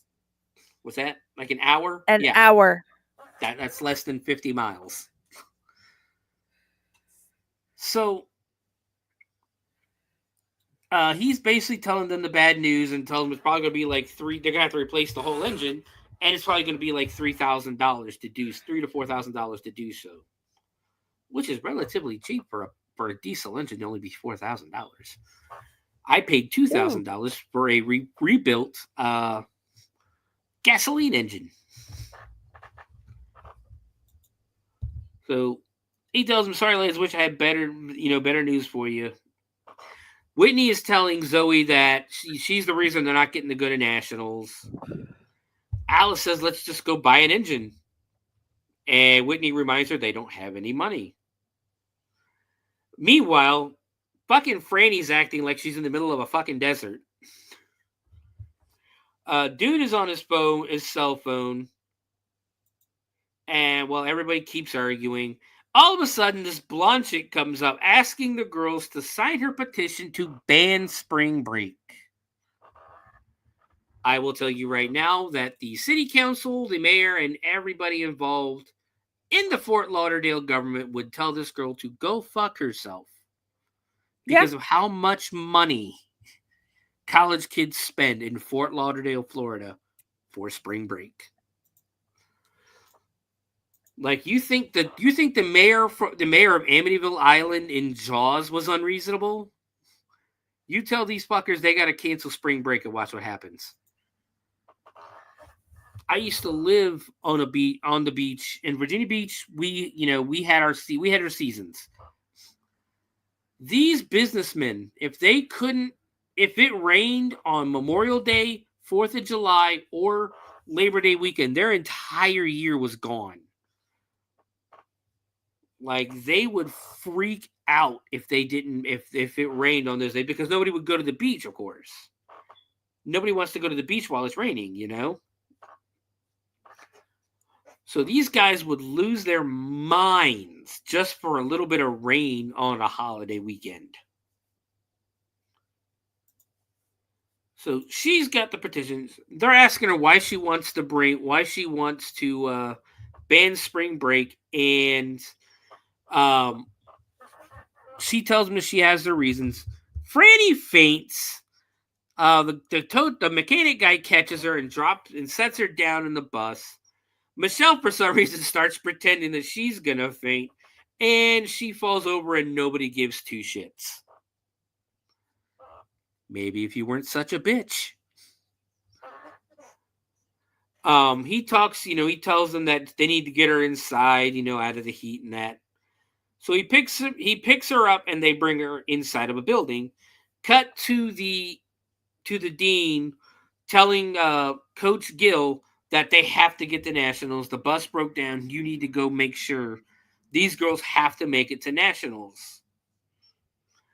Gill is like, look, I think you're working too hard. I don't care if you're married to my sister or not. Or the dean says, I don't care if you're married to my sister or not. I will fire your ass. So basically, if Gill doesn't get him to nationals, he's fired. So we cut inside the building where the mechanic is taking, or not the mechanic, but the guy working on the engine, brings the girls inside. And Jen, would you like to inform the folks where he took them into? Strip club. It is a strip club, and there are plenty of strippers doing their thing behind them. They layered down on one of the private couches, I believe, which I would not even want to fucking touch one of those things. No. And Zoe dumps some water on her face, waking her up. Michelle's on the phone, I'm assuming yelling at her mom that she's in some kind of dirty-ass titty bar. Franny, who is a clean freak, apparently, gets upset and puts sanitizer in the mechanic's hands and tells him to rub them together. He starts rubbing them all over his arms and his stuff, and the girls are just oogling him. And doing the whole like raised eyebrows thing and that. And then these two douchebags walk up and start giving the girls beer, saying they're from the South and they're real Southern fried gentlemen. And one of the guys asks Alice if she does porn, if she looks familiar. You know, cut to a girl on stage shaking her ass. And basically, it's the guys trying to hit on them and tells them to focus on, Whitney says they need to focus, and the guy goes, focus on this, and grabs his crotch. There's really nothing happened besides these two guys being douchebags and the girls being stupid. We then get a quick montage of some stripper routines after the guys tell them that they should get on stage and swing on the pole.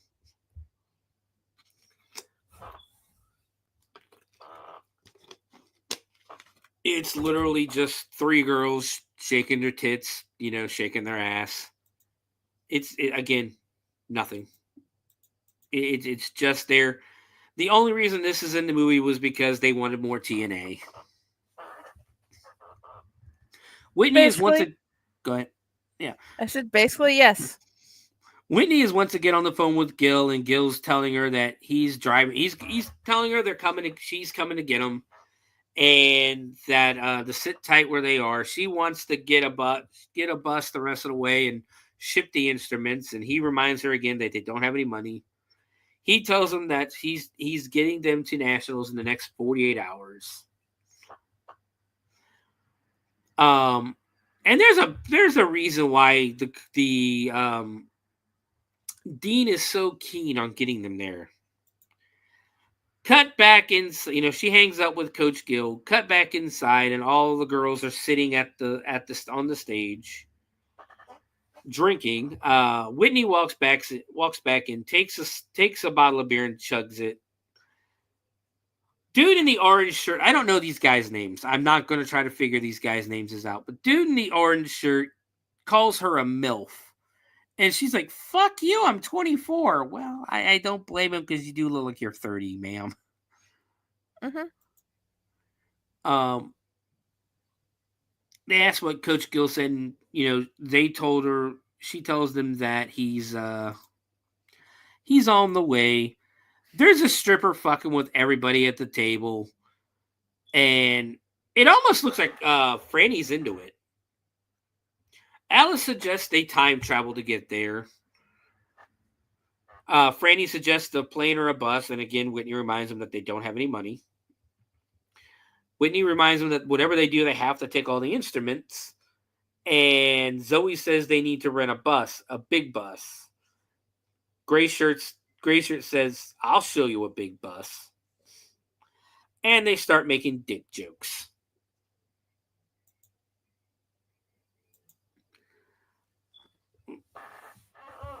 So Whitney goes outside, and basically she's going to have them all separate. She puts... All right.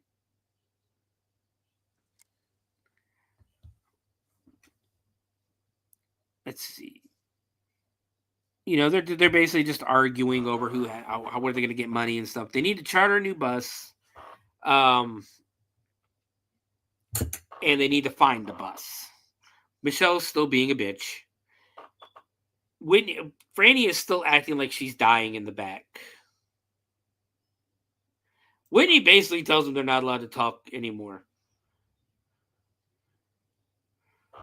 Whitney decides she's going to go find a mechanic. She wants Franny to charter a bus. Again, she's fucking dying in the heat, apparently. And I guess she's going to leave the other 3 to try to make the money. Whitney does say, whatever, we don't know how we're going to make the money, but whatever you do, don't use your body parts. So they basically, Zoe suggests that they get on the stage and work the pole. And Alice says, well, as long as I don't have to show my cupcakes. And apparently that's what her boyfriend calls them. Constance, I think is her name, is the girl with the band Spring Break petition. She shows up again, trying to get him to sign.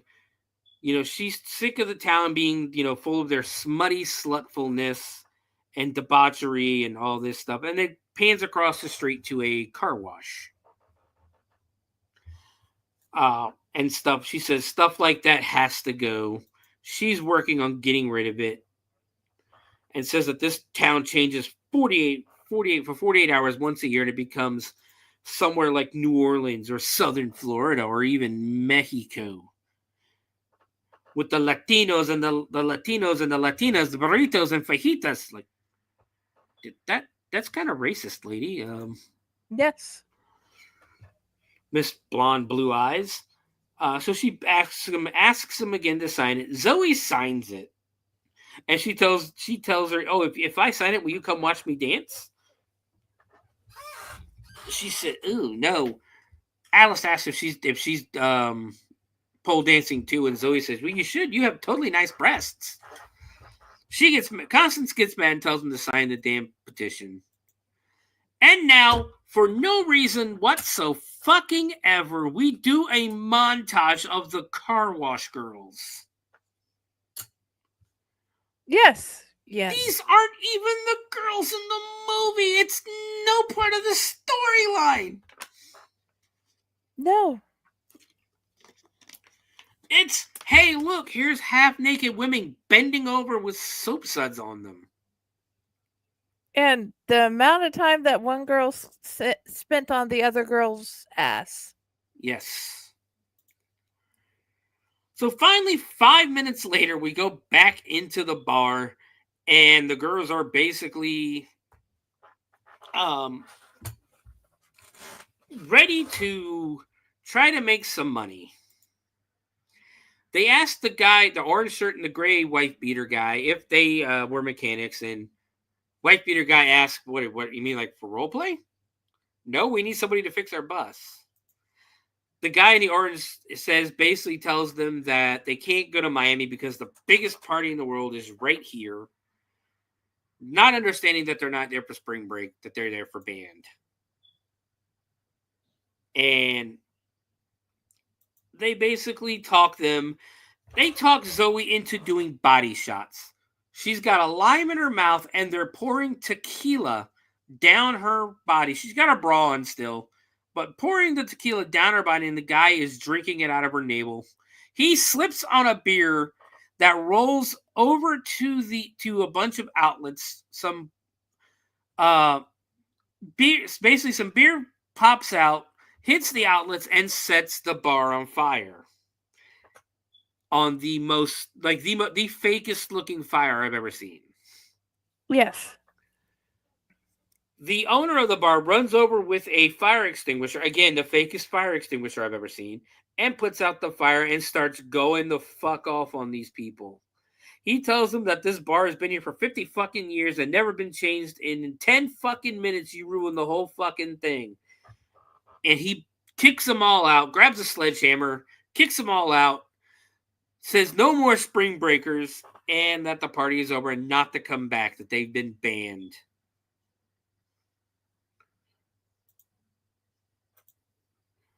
The guys get mad and start accusing Zoe of being one of the banned spring break people. That they're basically, he accuses all three of them of being banned to break girls. Then Constance walks up and is excited, saying, "You guys did it! Oh my God, I never thought we would ever get to close that strip club." And basically, Constant calls Zoe out for signing the petition right in front of the two douchebags. The one guy even tells Zoe, I was gonna let you be in a threesome with me. How nice of you. Yeah. So Whitney and Franny show back up and asking what happens, and apparently they blame Zoe for this.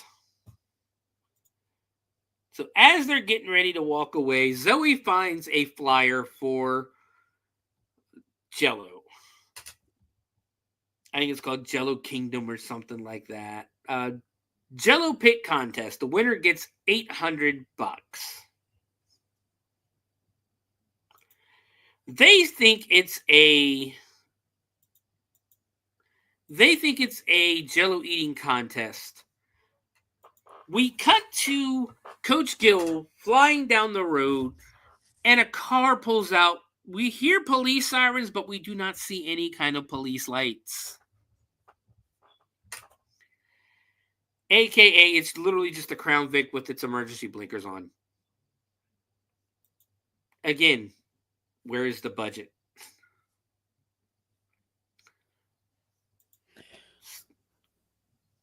So we get to the party, and needless to say, we come to find out that they decide to let Franny, because Franny loves Jello apparently, Franny be the one to eat the Jello. So they get up there, and the two douchebags are the ones hosting the party. So they make a big announcement. They show the girls the big pool of Jello, and Franny gets upset because she's not going to eat this because it's not sanitary. So the guys ask for challengers, and a girl named Pamela walks up, and the whole crowd starts chanting for Pam and that. They finally convince Franny to get in and eat the Jello. As she gets in there, Pamela starts talking shit. And again, Franny doesn't realize that it's a Jello wrestling, not Jello eating. So Pamela does the whole "Lucha say what" thing, and of course Franny goes, "What?" But she says, "Pussy says what?" Of course, Franny goes, "What?" And they all start chanting "pussy," and she's like, "I'm not a pussy, you're a pussy." So they ring the bell, kind of. And Franny bends down to start eating the Jello. Pamela grabs her, and they start wrestling. As they're rolling around, Franny's shirt comes off, and finally she takes her bra off because apparently it's a $30 bra. She gets pissed as she starts fighting back a little bit against Pamela, but Pamela is too good. As the topless Franny starts she's getting beat. Eventually, Alice decides to tag in, and Alice gets in the pool and starts wrestling. Everybody's still chanting for Franny, and she starts getting everybody. She wants everybody to cheer for Alice. Alice all of a sudden doesn't want to fight, and Pamela grabs her, brings her to the ground, and again we're getting more Jello wrestling. Essentially, they're getting really close to cleavage and bras and the Jello going down their shirts. You see the girls laughing on top of that. It's funny. Now all of a sudden, Zoe decides to take her shirt off. She's still in her bra, and she jumps in to try to help Alice because Pam is too tough. Alice grabs Zoe, throws her down, and then starts grabbing Zoe and Alice by the face and shoving their faces into the Jello, and starts making fun of band camp, which pisses Whitney off. Whitney takes her whole top off, and I mean top and bra, and gets in and basically starts kicking Pam's ass. Again, it's wrestling, so I guess it's about as well as you can do in wrestling. Both, and now all of a sudden, both Whitney and Pam are topless, wrestling in the Jello, and Whitney ends up pinning Pam, becoming the Jello Queen and winning the $800. Now it's time for them to clean off, so of course there's a hose. The girls, they're basically just in their bra and shorts, and they're getting sprayed with a cold hose. And this lasts for a few minutes because, shaking their boobs, shaking their ass, all that good stuff.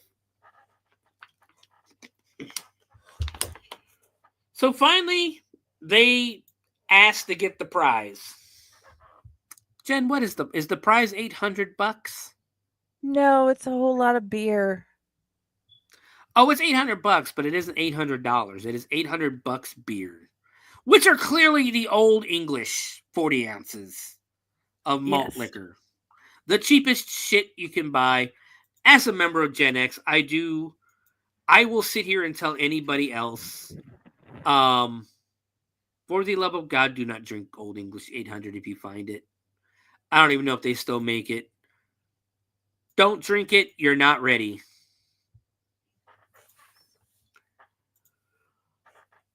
So he hands them basically a milk crate full of beer, and Whitney is not happy because they all literally a lot of them just took their tops off for this. The orange shirt tells her basically that this is a beer promotion. You get $4,000 beers. 800 ounces. 20 of the 40-ounce bottles.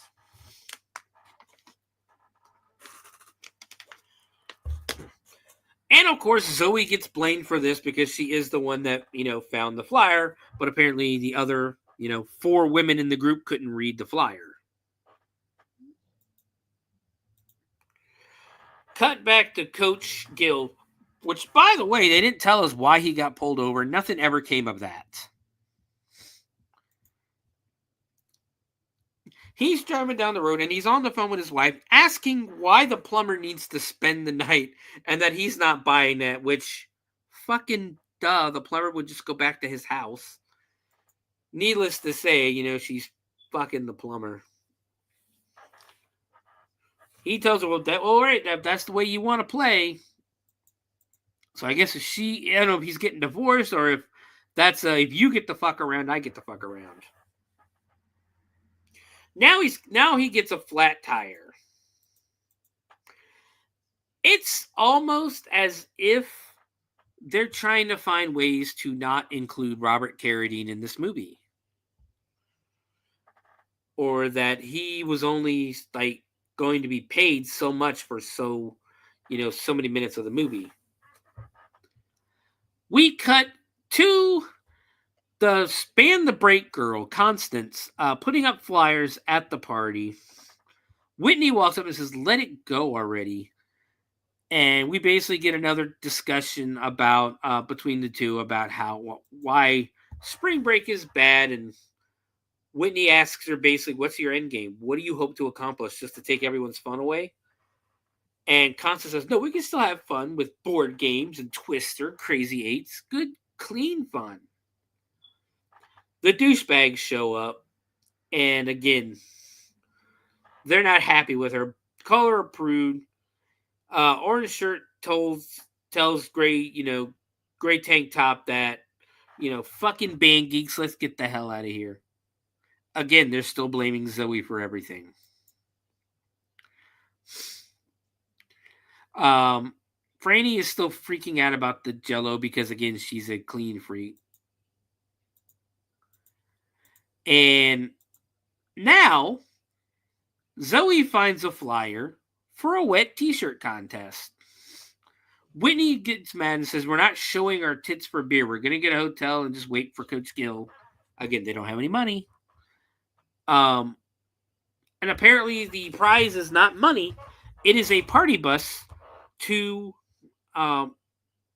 Miami, which is where they need to go, which again is, Jen, how far away? An hour. Not 500 miles? No, I just looked it up on maps.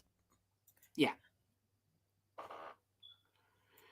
So they decide that Alice has the perfect boob ratio, so she gets to be the one to do the wet t-shirt contest. Then, as they're walking, they come to a rope bridge. As they're walking across, they start talking about alligators and snakes. Now, you would think it would start shaking or something would happen on the rope bridge, right? As in most movies. Nothing happens. They just walk across the rope bridge. There's no reason for this. There's no reason for the fucking rope bridge. No. So they show up, and the wet t-shirt contest is going on. They go to get, or Zoe goes. I'm sorry, we cut back to Coach Gill, who's now stuck in traffic. And I've never understood the point in like movies and traffic where they start blowing their horn at the cars in front of them as if that's going to magically make the traffic go. So we cut to the same two douchebags signing people up for the wet t-shirt contest. Zoe goes up to sign Alice up.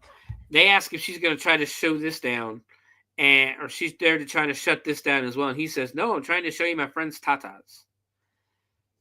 Now, they give her a number, they give her a white t-shirt, and then they point out the sheriff's deputy that's standing guard over the contest. And Zoe says, "Yeah, what about him?" There is a rule of no nudity. The streets, and they basically accuse her of starting a spring break ban. So there is not allowed to be nudity at the wet t-shirt contest. So the contest starts, and it's literally three girls, and they just start dumping water on each girl. You know what a wet t-shirt contest is. Yeah, I won first and third place. It was hilarious. Congratulations. So number 1 and 2 go. I think number 2 might have the fakest tits in the movie, by the way. Yes. They get to Zoe or Alice, and it's funny because they barely pour any water on her. But then they cut away and do a close-up, and she's fucking drenched. Yes. Like, they did not pour half of that amount of water on her. And she's standing there, showing off and that. Next thing you know, a random blonde girl walks out of the audience, who was, I guess, the final contestant. She is in a thong bikini or thong panties. They dump the water on her, and it's like a contest between her, the new girl, and Alice. And Alice removes her shorts to where she's in her panties and starts shaking her ass and all that stuff. The guys are cheering, They both start shaking their asses. And finally, Alice rips her shirt off. The cop gets mad and starts charging as if someone just got fucking shot.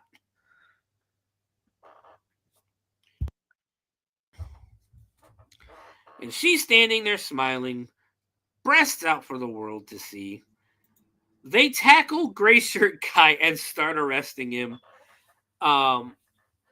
Because no nudity within so far of a government building and all that stuff.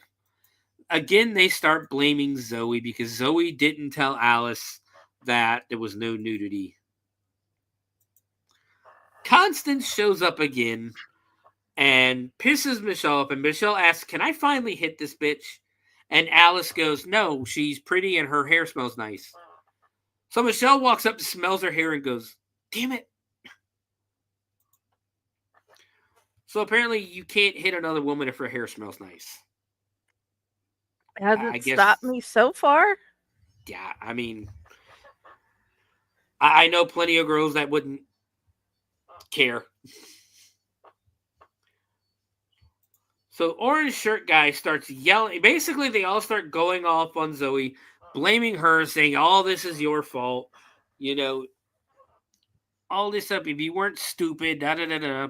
Orange shirt guy comes up and starts yelling at Zoe now because his friend got arrested because Zoe didn't tell Alice she wasn't allowed to take her shirt off.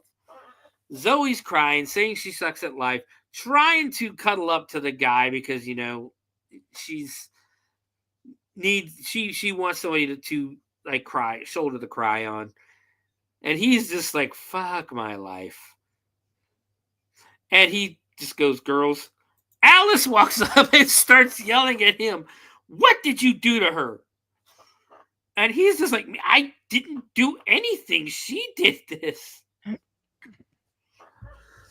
And Whitney says we would be at the Nationals now if God didn't hate us so much. They all leave, and for some reason, Franny walks up and kisses the guy in the orange shirt and walks away. Coach Gill finally he shows up somewhere, and I guess the car's out of gas. And I mean, that's on you. If you run out of gas, that's on you. As he pulls over, there's a car driving by. It's obvious they're in the middle of a park, by the way. The car drives by with a guy in the driver's seat flipping him off, and another guy in the back seat giving him the moon.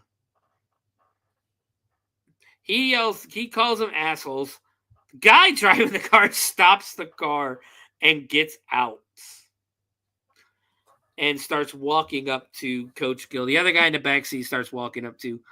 Now, in reality, I think Coach Gill could probably pound these two fucking assholes into the ground. He is much bigger than him. Like, he has to lean against the car to make it look like he's the same size as them.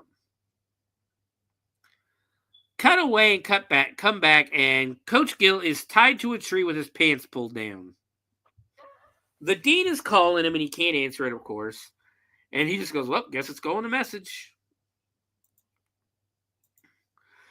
We cut back, and Constance is cleaning up an area, saying it's over, spring break is over, as she just turned her petition into the mayor's office, and she's very close to signing the ban. We won. Thanks, girls. So she's giving them credit for them winning. Michelle just goes, we just want to go to Miami. Well, and Constance says there's more work to be done. They're still waiting for Coach. They talk about just waiting for Coach Gill. And once again, we start picking on Zoe. Zoe says she's really sorry.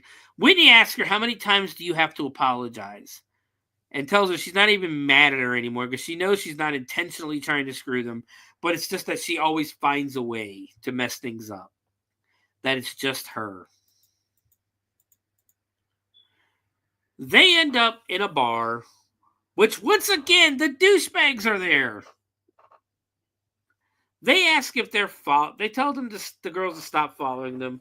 They say they're not there to participate in it. They just want to drink their sorrows away. The gray shirt says, besides Zoe already ruined spring break, and Zoe walks out. And Whitney goes chasing after her. The guys offer to get the girls shot, the other 3 shots. We cut back, and Zoe is driving in the same park that, of course, Coach Gill is tied up in. She stops and gets out, asks if he's okay. He's like, no, I've had like a really bad fucking day. She offers to untie him. He pulls his pants up, thankfully. She asks him what happens, and he says, this damn spring breakers. She basically starts saying, brings out the worst in us. He says it's bad parenting, global warming, pop culture. She gets turned on, and she's ready to go to town. He starts making excuses like, I'm married and everything. And, well, the thing is that my wife, had the plumber spend the night, so yeah, fuck it. So Constance and Coach Gill are now getting it on. We cut back to the girls, and Zoe has her euphonium, and she's getting ready to sell it. Whitney is basically saying, "No, you can't do that. You love that thing." And Zoe is saying, Whitney is basically kind of apologizing without apologizing. And she sits there and actually says that you messed things up again. It's like, oh, gee, thanks. And just, it's a heartfelt conversation, I guess. But she wants to sell it, so she is going to sell it and pay their way to Miami. And Whitney asks, "Are you sure this is what you want to do?" And she says, "Yes, it's nationals."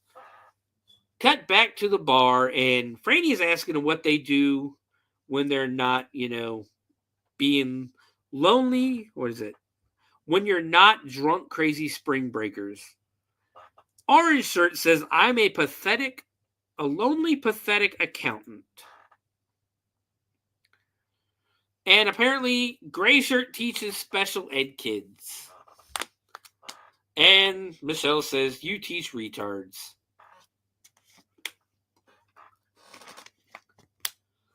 And Alice says, "Retards are cute." And Franny is basically, what is that, a line or something? And Gray Shirt says, "No, I love my retards." They start laughing because there's a bull in the center of the bar and somebody falls off of it. Franny says she would never do that. Orange Shirt says, "Win that and they'll give you some real money." And it turns out that if you last 30 seconds or more, they'll give you $100. Book the cruise.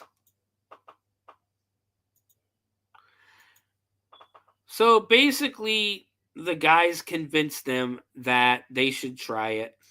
But before that, an Asian guy walks up and recognizes Alice. Alice doesn't know what the fuck. And he has gray sweatshirt, gray tank top, take a picture of them. Then he shows them the video of the spring break wet t-shirt contest that already has 5 million views. Alice is losing her mind. She thinks or Alice thinks they're famous and she did something good. And Franny's like, "No, this is bad. This is very, very, very fucking bad." And Alice says, "But we're famous." And Michelle reminds her that everybody can see the video. Alice goes, "Everyone? Snuggle Bunny."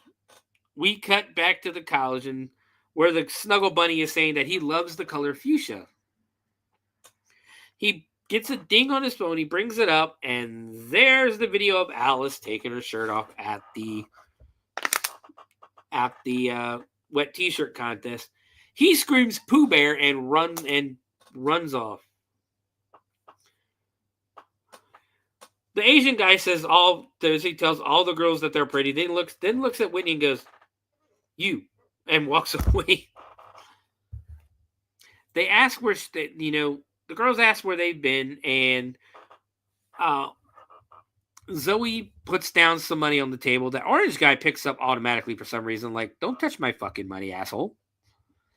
Whitney tells him that she made a sacrifice and sold Charlie. The girls at the table made a big deal about it, and she said it's not that big of a deal, but they informed Whitney and Zoe that Alice is famous now because her tits are on the internet. We cut to them, and basically they all decide to go ride the bull. Orange t-shirt guy is first, and he doesn't even last 10 seconds. Everyone takes a turn, and everyone gets thrown off. Except for Zoe. Zoe gets on, and for some reason, as she's spinning, her shirt comes off. Why her shirt comes off, I do not know. Like, it starts writing up, but at the end of the day, that kind of a shirt wouldn't come off on a bull. I'm sorry, I just don't see it. Then her bra all of a sudden comes off, and she's riding the bull topless. The guy, the DJ is saying, "Wow, that's a first." Look there, and we cut over to see the cop. The cop is there. He comes running down again like someone's got fucking murdered. Zoe hits the 35-second mark, so she technically wins the $100. Now she's got a different shirt on. Takes her bra from the person who caught it, which I think is random person. Starts cheering because she's supposed to get her $100. The owner of the bar walks out and says he's never seen anything like that again. That he's been doing this for a long time and no one's ever rode the bull naked. And she says, well, as long as I win the money, that's fine. And the guy goes, well, that's another issue. Because the rules clearly state you cannot ride the bull naked. And she tries to say that wasn't her fault. But the bar owner's like, nope, sorry, rules are rules. Oh, and that's another issue. Did you notice the good-looking young man right over there? That cop arrested, and it's the cop that arrested the gray shirt guy. Basically, they tried to say that he was serving underage kids, and he goes, "You're not underage." So, essentially, Zoe gets arrested. The guy's not going to give them the money. And Zoe gets arrested for basically indecent exposure. Cut to the police station. And Zoe's sitting in a chair. The cop is like, every year it's the same thing. Drinking, nudity, and sex. And Zoe just looks and goes, I didn't have sex. The girls and the two douchebags show up to save Zoe. Now with Coach Gill and Constance, who all of a sudden showed up. And Zoe says 50. She might get 15 years and looks and goes, $50. It's a $50 ticket. Okay.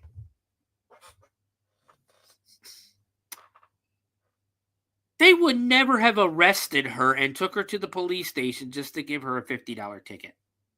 No. They wouldn't have. Fuck this movie. A lot of stuff doesn't make sense.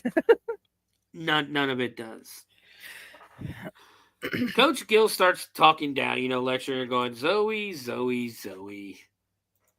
I should have known.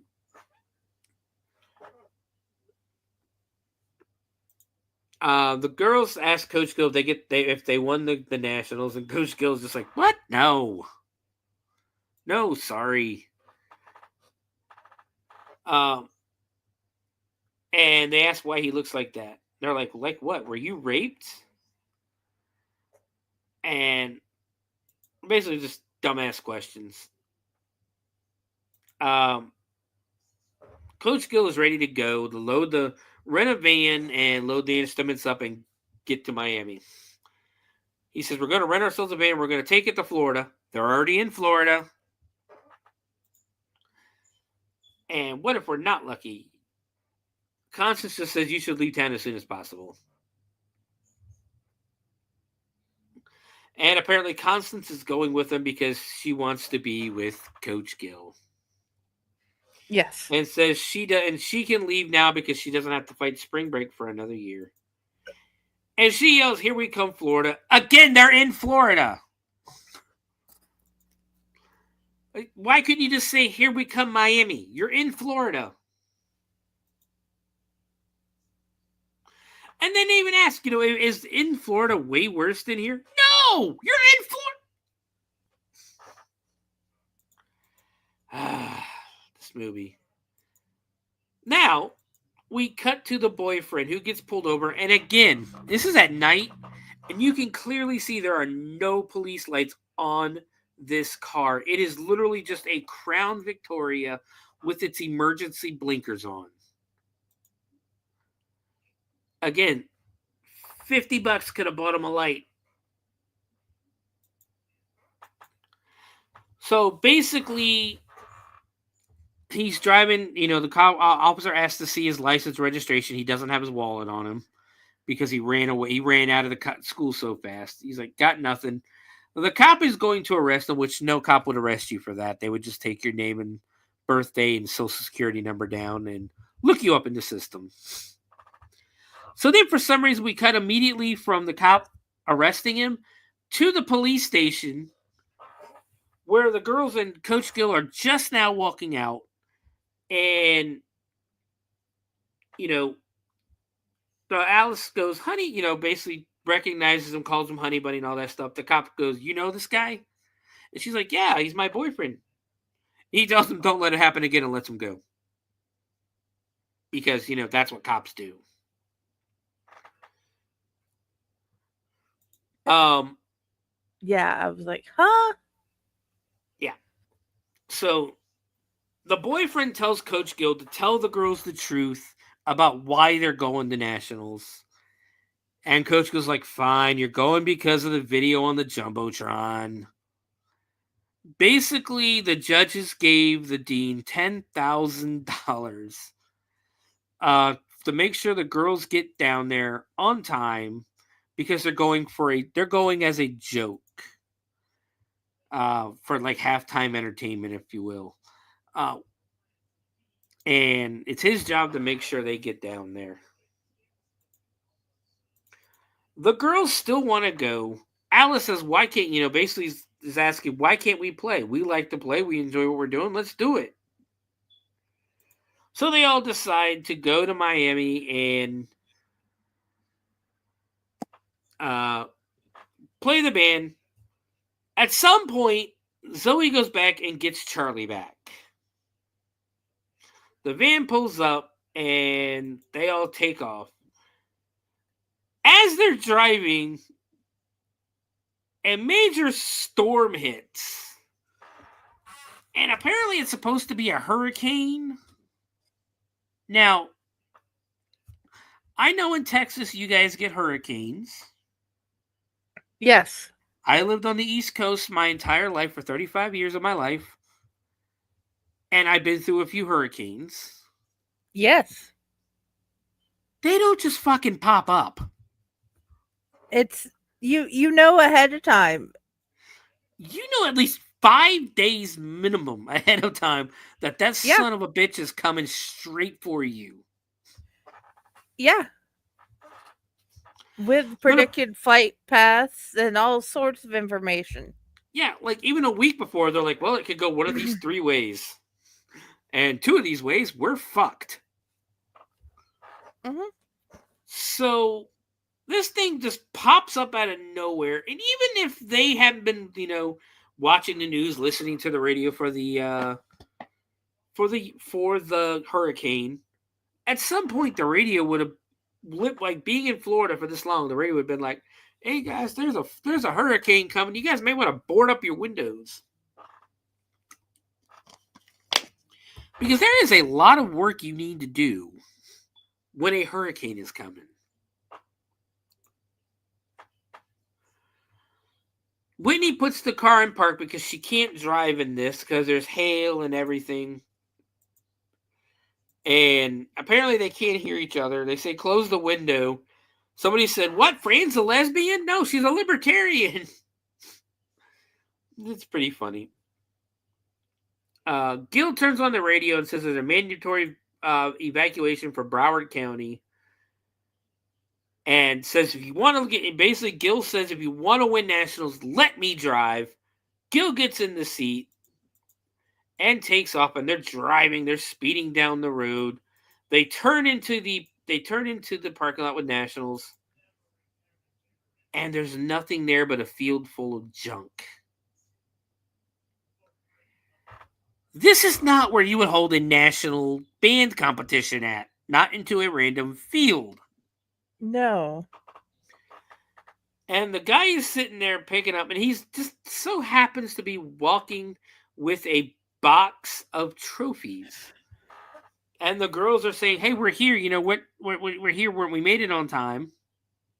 And the guy was looking confused because apparently Every other fucking band in the world got the message that there's a fucking hurricane, show's canceled, have a nice summer.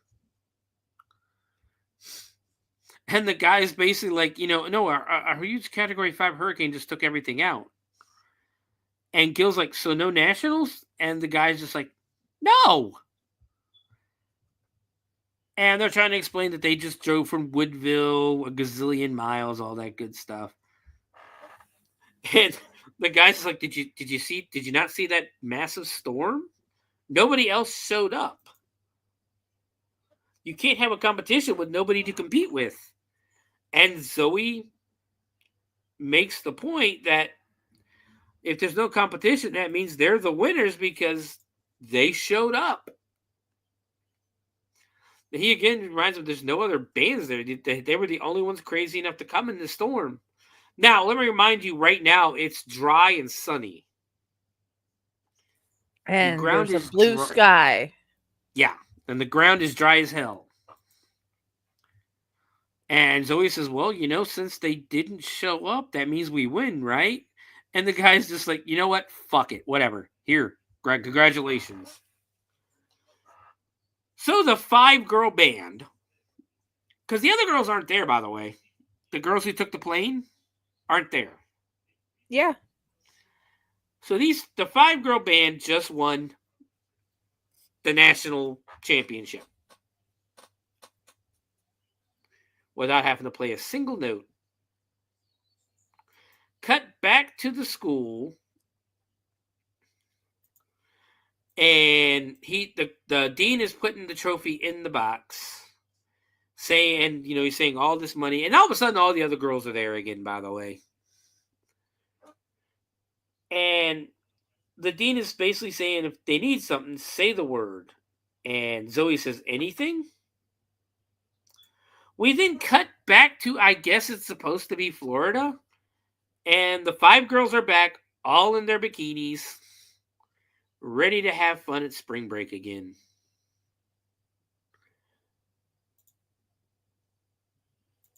They see Jello and they go running. Roll credits. That's Bikini Spring Break.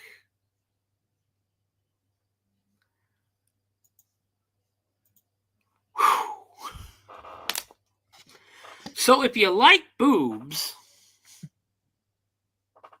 this might be the movie for you. Very much so. And I mean, there is no reason for half of the nudity in this movie. I'm not going to complain because I am a straight male.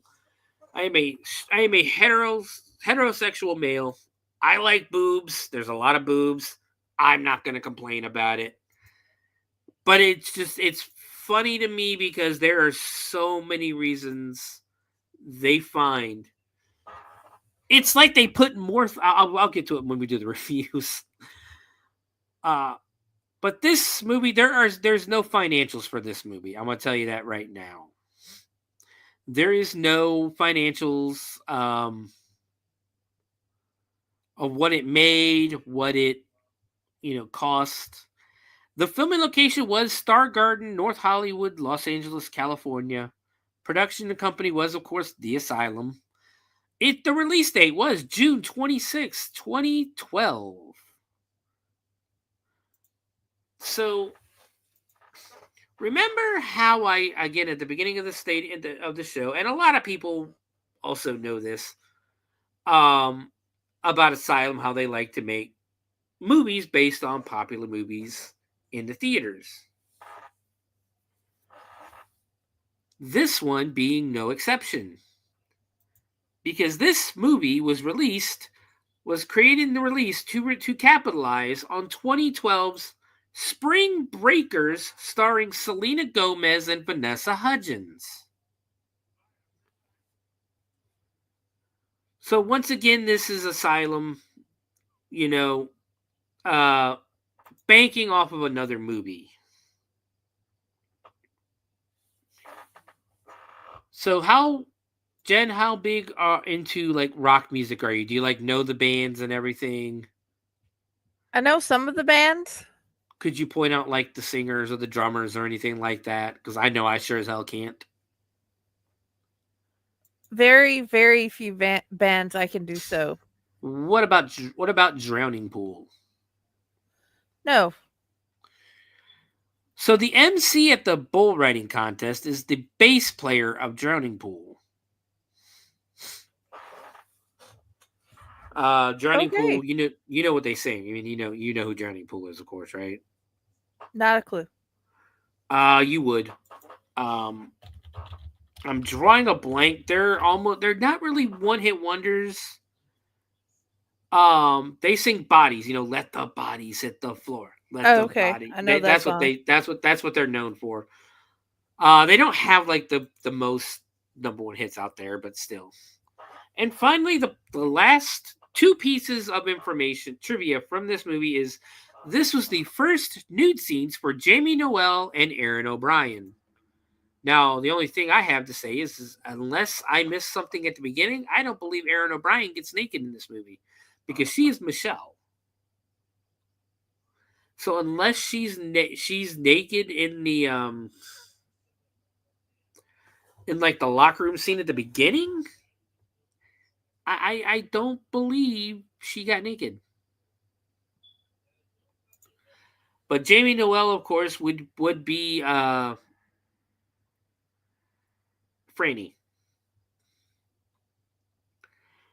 So those were their first two.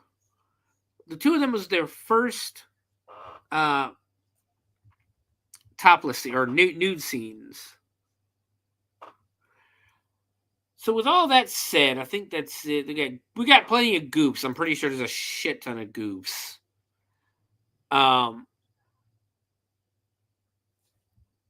There's just In the opening locker room scene, Samantha Stewart's character repeatedly takes her blue top off. Yeah, that was Whitney.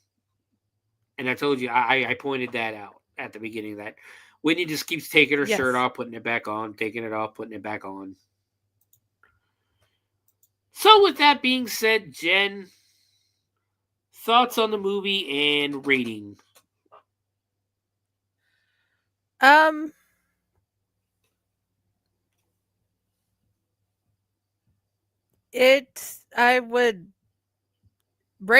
probably give it 3. Probably a movie I'd only watch once. It's not the worst movie ever. If you like breasts, it is a good movie to watch. Other than that, there's so many things that don't make sense. I can agree on that. Any other thoughts on the movie? No, not really. All right, so you got to know Asylum.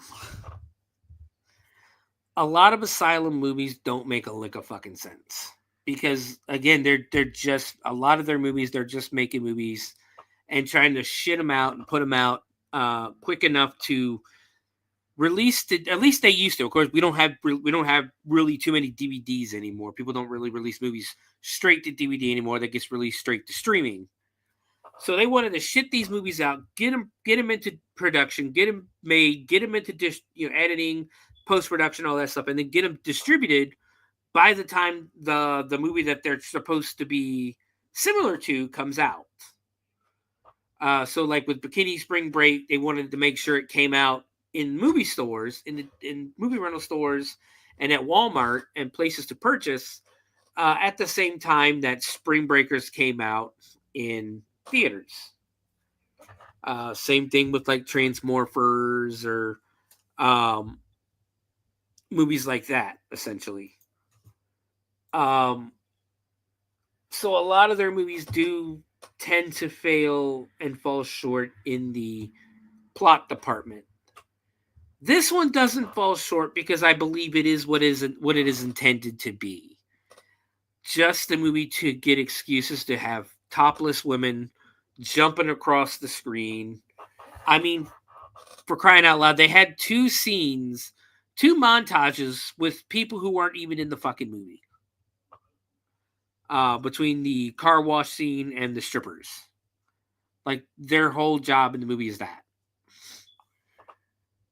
I don't believe there was any budget to this movie outside of paying the women to take their clothes off, because they're supposed to be in Florida, but there's mountain ranges in the background, and Florida does not have mountains.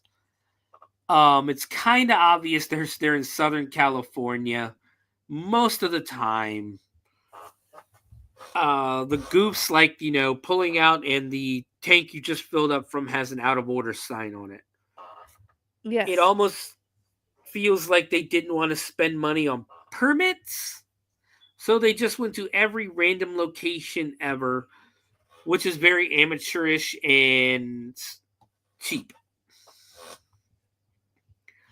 But movie-wise, there is no plot to the movie. The whole plot of the movie is we're trying to get to Miami, and we keep fucking up the entire way. Realistic speaking, you're not going to get realism out of this movie, as you shouldn't. No.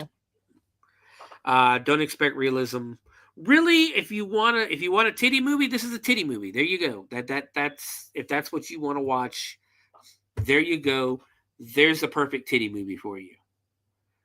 I can give it 3.5 stars, or 3.5 boobs, because it was still a fun movie to watch. It definitely doesn't match 2025 values, really, because they do say retard quite a bit, and kind of in a derogatory way, like not in the fun just calling your friends retards because they're being retarded or something like that, but in kind of a derogatory way. But to me, like you said, a lot of shit doesn't make sense, but that's Asylum movies in general. And with that benefit of the doubt, I give them 3.5, just because it's a movie. It was a fun movie to watch. I wish Robert Caradine would have been more in the movie more. It's kind of obvious they wanted to limit his. Either they had a limited time with him, or they just wanted to limit his participation in the movie, because they could have done without him the whole movie, in all honesty, except for like the beginning and the end. Like getting pulled over, there was no point. The flat tire, there was no point. There was just no point for a lot of his shit. You could have just filmed the, film the beginning of the movie, have him on the phone with Whitney saying, "I'm on my way," all that good stuff. Film the stuff with Constance where she's saving him. Film the end of the movie. Less than 12 hours, he's offset. But I'll give it 3.5. It's not the worst movie I've seen. It's not the best, but it's definitely not the worst, and it's what I expect out of Asylum. So with that being said, Jen, where can they find you? I'm here at Owlite, at Fake Horror, at Friday with the Library in the Blue Box, Corpse Garden Chronicles, and also if you want to read my stuff, look on the author page, Jennifer Elliott. And there are probably some very good stories on there. I have not had a chance yet to read anything. I don't get to read very often in my house, but I am looking forward to. Are welcome to arcing any of them you wish.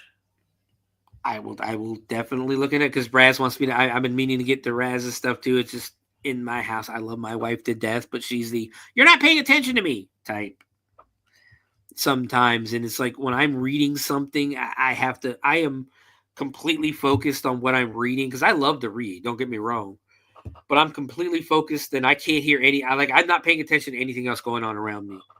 Like, there could be a thunderstorm outside and I wouldn't realize it if I'm reading a book. But you can find me, of course, anywhere at the Bloody Binge Movie Podcast. On X, it's the Bloody Binge Movie Show now, because I think somebody told me before that if you put podcast in the name, it actually kind of affects the algorithm. So I took podcast out of the name on X. I can't figure out how to do it on YouTube and that. So it's the Bloody Binge Movie Podcast on YouTube and on Facebook. We also have a Shivers group and a Hardcore Heels group. Hopefully we can get some Hardcore Heels going again, because WrestleMania is in less than a month. and there's a lot going on. But you can also find me on Twitch. I'm hoping to get on there a little more often at Sewer Dweller 78, TikTok at Sewer Dweller. You can see a bunch. I have about four videos now, unboxing mystery boxes that we bought at the convention. I got a really cool wallet out of one of them, and it was just awesome because I needed a new wallet. And of course, coming up on the Bloody Binge Movie Podcast in the next few weeks. Next week, tune in because it is our 1 year anniversary show next week. And we are watching one of my favorite movies of all time. And I'm talking, this is in my top 5. Nothing But Trouble, written and directed by Dan Aykroyd, starring Dan Aykroyd, John Candy, Chevy Chase, Demi Moore, and a host of others. After that, coming up on the show, we have Cocaine Cougar after that by the Polonia brothers. Or I think it's only Mark Polonia. The week... Go ahead. Oh, yeah, I nearly forgot. On the 4th, on unprinted pages, we have Lily Luchelli, one of the awesome authors from Fractured Mind Publishing that Stefan Lear... he's the owner of Fractured Mind Publishing. His editor and author is going to be on unprinted pages. I nearly forgot to add that until now. I'm sorry. Please continue. So April 4th, make sure you tune into that. But the week after that is, like I said, Cocaine Cougar on the 11th. I don't know. I might move the show to Thursday nights if it's... I don't think anybody would mind. I'll have to talk to wife, make sure she's okay with that. But Cocaine Cougar, the week after that. Let me make sure my dates are correct. I'm doing these as Fridays right now. The 4th, of course, is the 1 year anniversary. That's next Friday. The Friday after that, on the 11th, is the Cocaine Cougar. On the 18th, that is WrestleMania weekend. Actually, that one is definitely going to be on Thursday, the 17th, because we have the Haunt that weekend. So the 17th, we are going to be watching No Holds Barred, Hulk Hogan's first starring role in a movie. That's going to be fun because that is a movie I grew up watching. On the 24th, we are celebrating, or the 25th, we are celebrating 420 5 days late. But we are going, as of right now, we're going to watch Evil Bong unless I can find a different movie. Because I know a lot of people are going to be doing Evil Bong for 420. After that, we have May. And May's... I'm excited. I'm a little excited for May. Because there's a few movies in here that I can't believe. One of the movies I can't believe I found. But May, let me bring up my list again.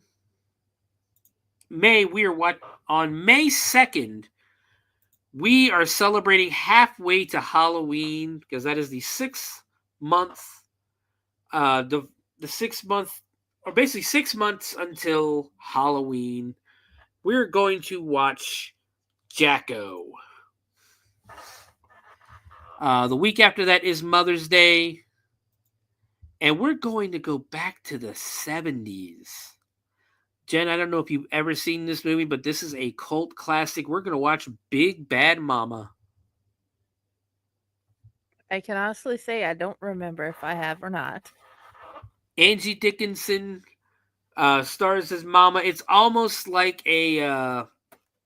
basically, it's a family of gangsters. Mama's the head gangster, and she has 2 daughters that are part of it, are part of her gang, and that it's a good movie, and I think it represents Mother's Day pretty well, at least from my perspective. The week after that, we're going to watch Amityville Reaper. On the 16th, on May 23rd for Memorial Day, we're going to the beach as we watch Broken Lizards Club Dread. Have you ever watched that one? I know I've seen that. Yeah, I love Broken Lizards, Super Troopers, Beer Fest. I've met 2 of those guys like numerous times at conventions, and they're funny as hell. And finally, on May 30th, this will be the first sequel we've done because it doesn't really tie into the first one. But we are going to watch a movie I used to love as a kid, and I used to watch this every time it came on. And we're going to have Corey Feldman on the show for the first time as we watch Rock and Roll High School Forever. Okay. That is going to be our end of school special, Rock and Roll High School Forever. It is a sequel to, of course, the Ramones' Rock and Roll High School. But like I said, it doesn't really tie in or have anything to do with the first one, so I feel comfortable doing this one first. But we're going to do Rock and Roll High School Forever on the 30th. And then stay tuned as we get ready for June. So now with all that being said, Monday, are you guys doing a show Monday? Yes, the only reason we didn't do the show last Monday, we're going to do Monday show this Monday because I lost all internet and I'm the host. And I was the only person with hosting privileges that could do it. So, yeah. I wish I would have known. I haven't seen that movie, but I could at least helped out a little bit, maybe. Yeah. You guys, it's the Last Trinket Box? Yeah, the Trinket Box. Oh, the Trinket Box, I'm sorry. It's a movie about a new couple that have moved in a house, and this what seemingly seems like a very odd old lady gives them a box with a necklace in it. So, yeah, come join us as we tell you what we thought about this very odd movie. I swear to God, there's a Tales from the Crypt episode that does the same thing. Yeah, but it's still an interesting premise. I think I remember liking the Tales from the Crypt episode more, to be honest. I can believe that because those Tales from the Crypt was pretty awesome. That's why I have all the DVDs. I have the entire box set as well. The wife bought it for me for Christmas a couple years ago. Yay! I did the same thing for Josh. Yeah, because it's awesome. Oh, yeah. But, all right, guys, with all that, we'll see you next week. Of course, the 1-year anniversary. Nothing but trouble.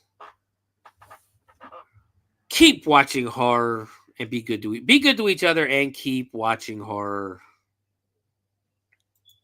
And always read the horror, too, please. And thank you. Good night, everybody.